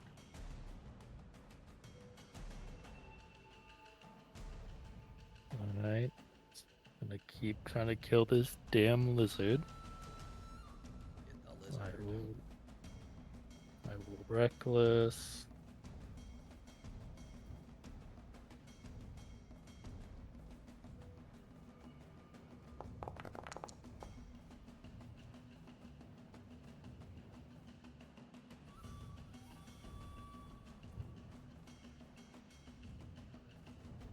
Uh, 22 definitely does hit.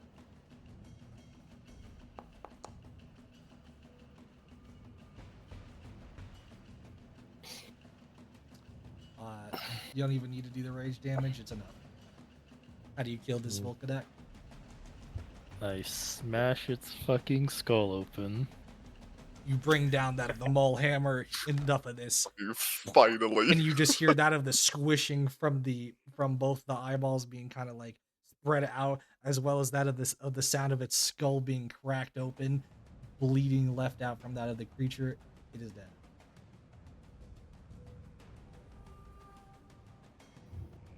Alright. And then I'm gonna turn towards this guy. Not this Smack him one. Not Jimmy. Fuck Jimmy.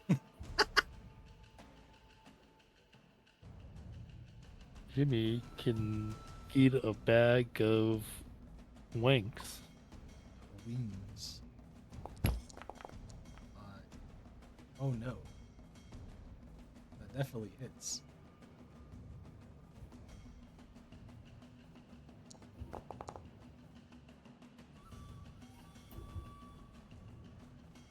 That definitely kills him.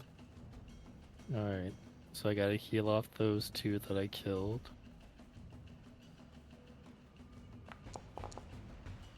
Not who hit this? So that's 7.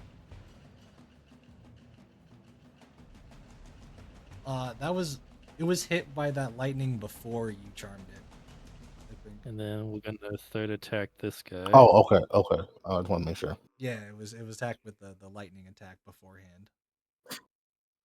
Okay.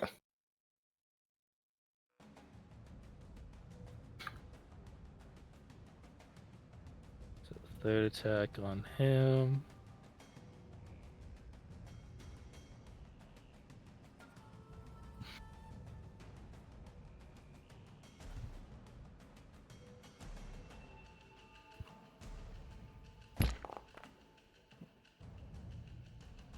Unfortunately, 15 that hit? still hits. Okay. Attacking the Highwayman, right? Yes.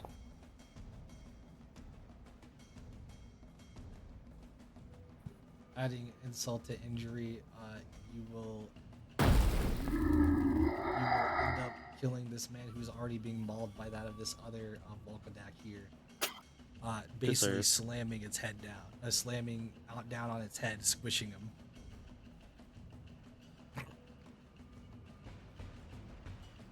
Mm-hmm. Assuming that is the end of your turn. Yes. Then I'll heal off him. Julie, becomes your turn. Cool. Julie is going to, with a flourish, go into this space here. And I'm going to point my spear directly at this guy and just be like, how much gold for you to fuck off? Given circumstances, I'd start low. He takes a quick look around. That was awesome. You know what? I don't even want to be here, man.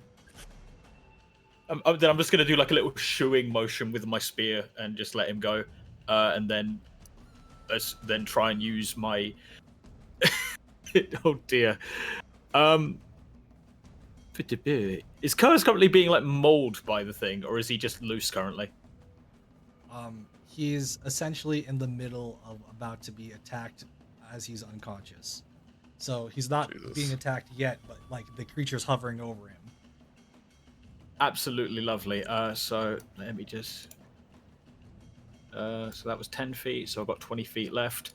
Can I get there? Like, can I like walk over the body? I know he takes up a lot of room.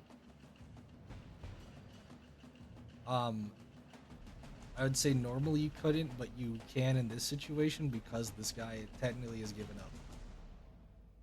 Okay. And I'll be So he kind of like just gets out of your way. cool. I'll just run past him, be like, "Wonderful, safe travels," and then I'm just gonna swing for this thing.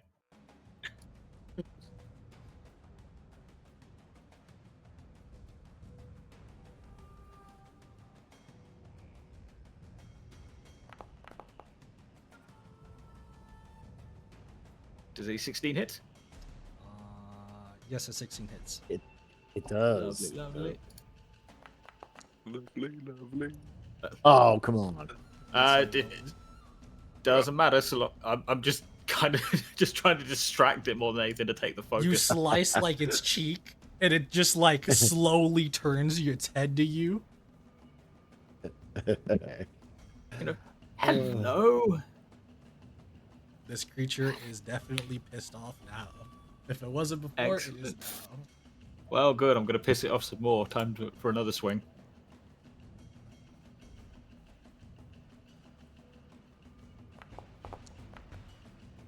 There we go.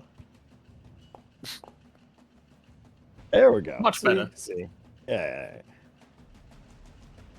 23 definitely hits. The 11 does damage, slashing into a good portion of its cheek, essentially. Trying to show off your bird dominance, obviously, as this creature is still very much up, even if it is bleeding in a lot of places. Very nice. Is that the end of and off the back of that, I am also going to use. Can I use a reaction during my own turn, or do I need to wait for it to use something? I guess it depends on what the reaction is. Cool. I'll just read the text because it mentions my attack, which is why I wasn't sure. Combat distraction. When a creature that can see or hear you perform an attack, you can use your reaction to impose disadvantage on the creature's attack. Yes, that does work. Cool. I'll dump the flavor text in chat so people can see it. But yeah, functionally, whenever I can validly use my own reaction, that's what I'll be doing. And that's my turn.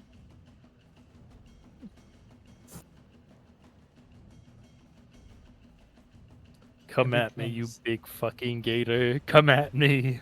It becomes this Volkadak's turn, and this Volkadak, for now, is going to continue to pretty much consume on this thing's body. Consume on this highwayman's body. As for right now, it is still charmed, so it's awaiting its next order when it becomes over to Mel's turn. But for now, before it does that, before it becomes Mel's turn, it is Car's turn. Oh. Did I not just tell her what to do still?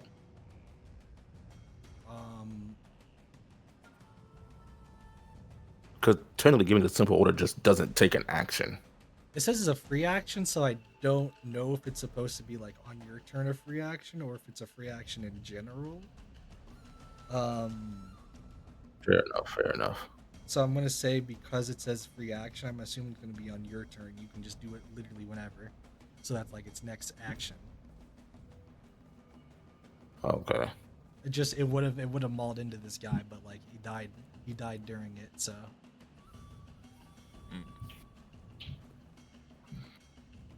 Though it does become Car. Yes.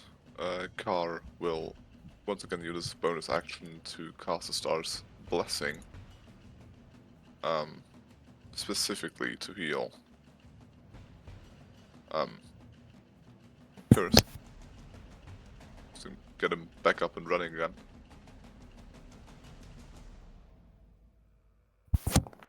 So that 13 healing for Curse.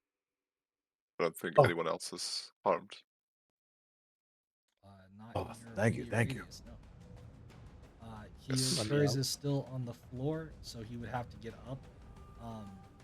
but yes, he is healed and he is awake. Yes. And then I will use my action to... I guess I'll try and attack the thing with a Void Bolt, and would like to use Energize Attack with the Void Bolt. All right. Don't know if you can do that one. What do you mean? I think you can only do one rune a turn. Is it only one rune? I think it's only one rune. You already used Star Blessing? Yeah, you did use Star Blessing. It's one rune. Yeah, you just did Star Blessing. Yeah. At least for my ruling, it is one rune per round. Ah, okay. Sorry. Unless it's like unless it's like a passive, like a most runics. Okay. Things are. It is just one rune per round is what I go with, as these runes are very powerful. Yeah, no. Okay, that's completely fine. In that case, I will just Void Bolt it, and hopefully hit. Let's see. This is 17 to hit. Yeah, sorry, 17 does hit. Okay, that's 2d8 plus 15 damage. Plus 15. For a total of 22. That's wild. Yes. I get plus 5 from Powerful Spell, which is automatically on cantrips. Plus 5 from my... Sorry, I have to look at my character sheet. I just said it's wild. I didn't say it was dead yet. Yeah. No, from the Arcane Blood, and plus 5 from Runic Magic, because it does force damage. Yeah, I get you. So, yes. Though this creature, even though it did take that bolt pretty much straight to its side, to pretty much its scales kind of like going down, you see as it's burnt down, it's kind of like somewhat burnt with the lightning crisp down its skin. However, it is still standing. And I will then use my movement to fly 30 feet straight up, just so I'm not on the ground anymore. All right. Is that the end? Thank you. That is my turn. All right. Switch this over then to Melis here. It is your turn, Melis. Okay, so I do need to ask your thoughts on this. So, I know we just said last round we can't do cast a spell as a bonus action and cast a spell as an action. You can cast multiple spells, but you can't cast multiple leveled spells. Yeah, okay, so cool. My Blessed Healer gives me the ability to cast Healing Word without it being needing a spell slot a certain amount of times per day. So could I do that and then cast a leveled spell?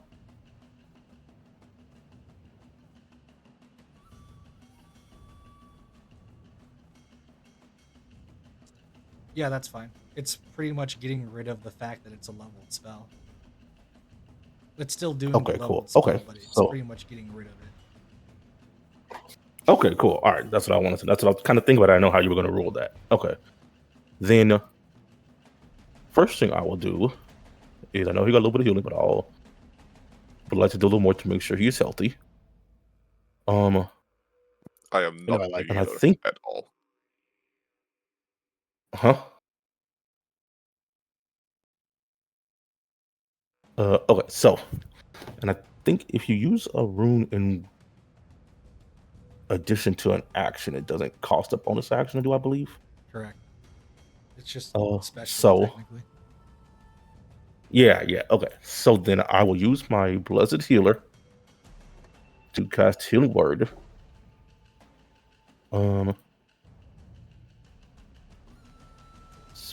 Use ability. I want to cast Healing Word on Curza.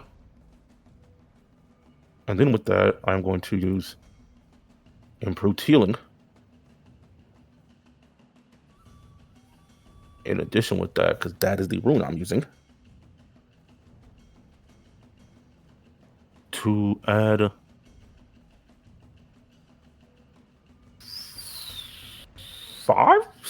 3d6 extra healing? If you roll it, it should be. Because I think it's. Okay, well, let me do the healing word. Well, let me do this in order then. So let me do healing word, healing.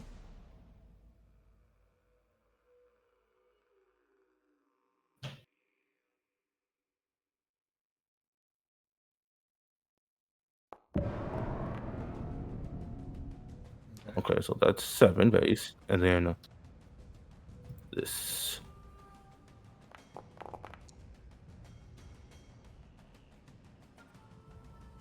Okay, I feel like that should have healed more than 3d6.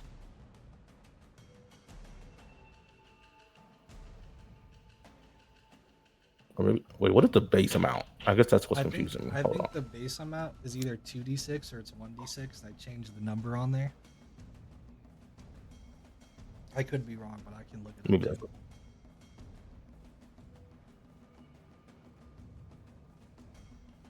only for improved healing. Okay, yeah. So the base amount is 1d6. Yeah, so it's 3d6. So then, yeah. No, wouldn't it still be more? Hold on, I'm confused actually. Wouldn't it still be more? Well, It's no, base because, 1d6, and then it's, did you get a +1 improvement as one of them? Or sorry, +1 use, I mean? it's max. I have all the bonuses. It's max. It's the. No, but I'm saying that it would be if you got a +1 healing and a +1 use, and then the mastery, you would be at 3d6 still. Let me just check. Oh, okay. I thought the per improvement is what's confusing me. I guess that's what's confusing me. Yeah, sorry, we talked about it before, where it's just when you're choosing an improvement, you choose one improvement between the two when each time you're selecting it. I get that. So my question is, okay, is that what is it? Okay, never mind. Okay, then I get what you're saying. It just confused me because it makes me think that like if I pick the healing, I would get +1 healing every time I get an improvement because it says per improvement. That's what's confusing me. But okay. Yeah, no, I had to. So then, I had yeah, to 36. So look then, at it, yeah. so then total 18 healing then is what he got for that. Okay, so then did that. That is still a bonus action to do that. So then for my action, True Wounds is sadly touch, so we will not be walking. We will not be walking over there. No walkie.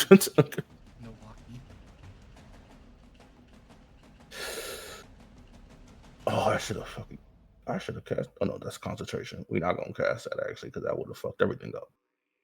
So, do I have?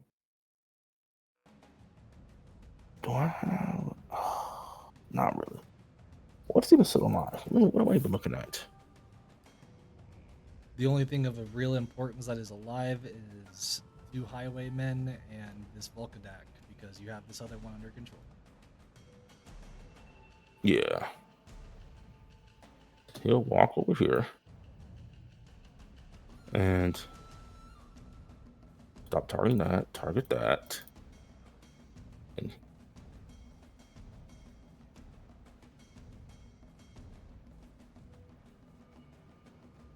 there we go. And he will cast.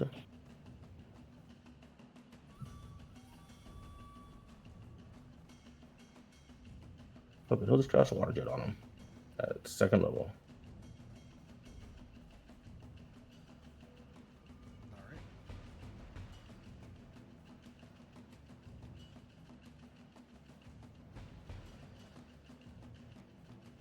Water jet ground. Attack. Oh, 19. That should be it. Right? Yep. Damage.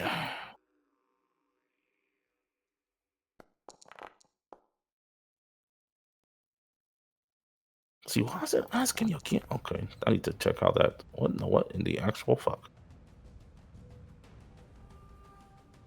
I guess let's take the first one to 20. Yeah, I'll check. I don't know. We'll check that see later. what's It's yeah. fine for now, because I think with 20 that actually does end up killing him.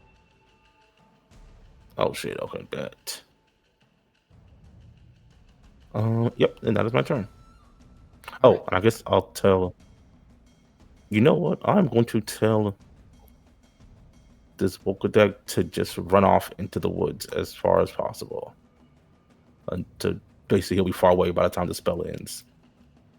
Um, perfectly fine. However, he will end up taking this body if you do that because he is also hungry. I don't care about the body. I don't even care about I'm that. just letting you know. He rightfully Yeah, took that's that fine. body. Whatever. That don't matter. All right, as I'm going to end the music here and kind of wrap some things up. As at this point, um, the going through this in order, it would be towards core and then this highwayman. If nobody stops this highwayman specifically, he's just going to run a very long distance away from you guys as he's given up on this battle. Yeah, no, Zuto's Okay. gonna chase his ass down. You're gonna what? I'm gonna chase his ass down. Damn it! Nice. I One like it. Go person for said it. he could Do it. run, another one was like, nah. Either way, you don't have to worry about the vibrant claws, bro. Either way, that of being of chase, Zutark, uh, you'll be busy doing that, chasing down this man. Does anybody else follow Zutark? I will I'll not. follow Zutark. Let's go.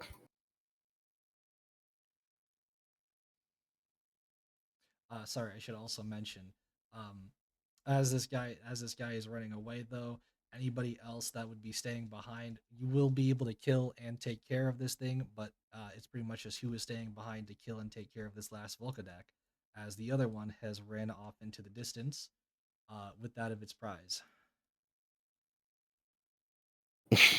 Very Oh, nice. I'll take a swing at it for sure. It's not Well, about if it's taking the swing at it; you're killing it. oh, You guys will kill it without having to take really any extra damage. The point being is it's really low and it's kind of like more of just okay. who's staying to deal with it. Oh, that'd be me. I'll still too.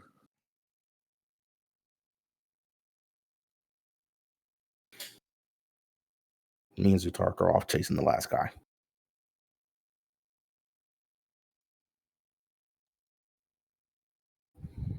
Fantastic.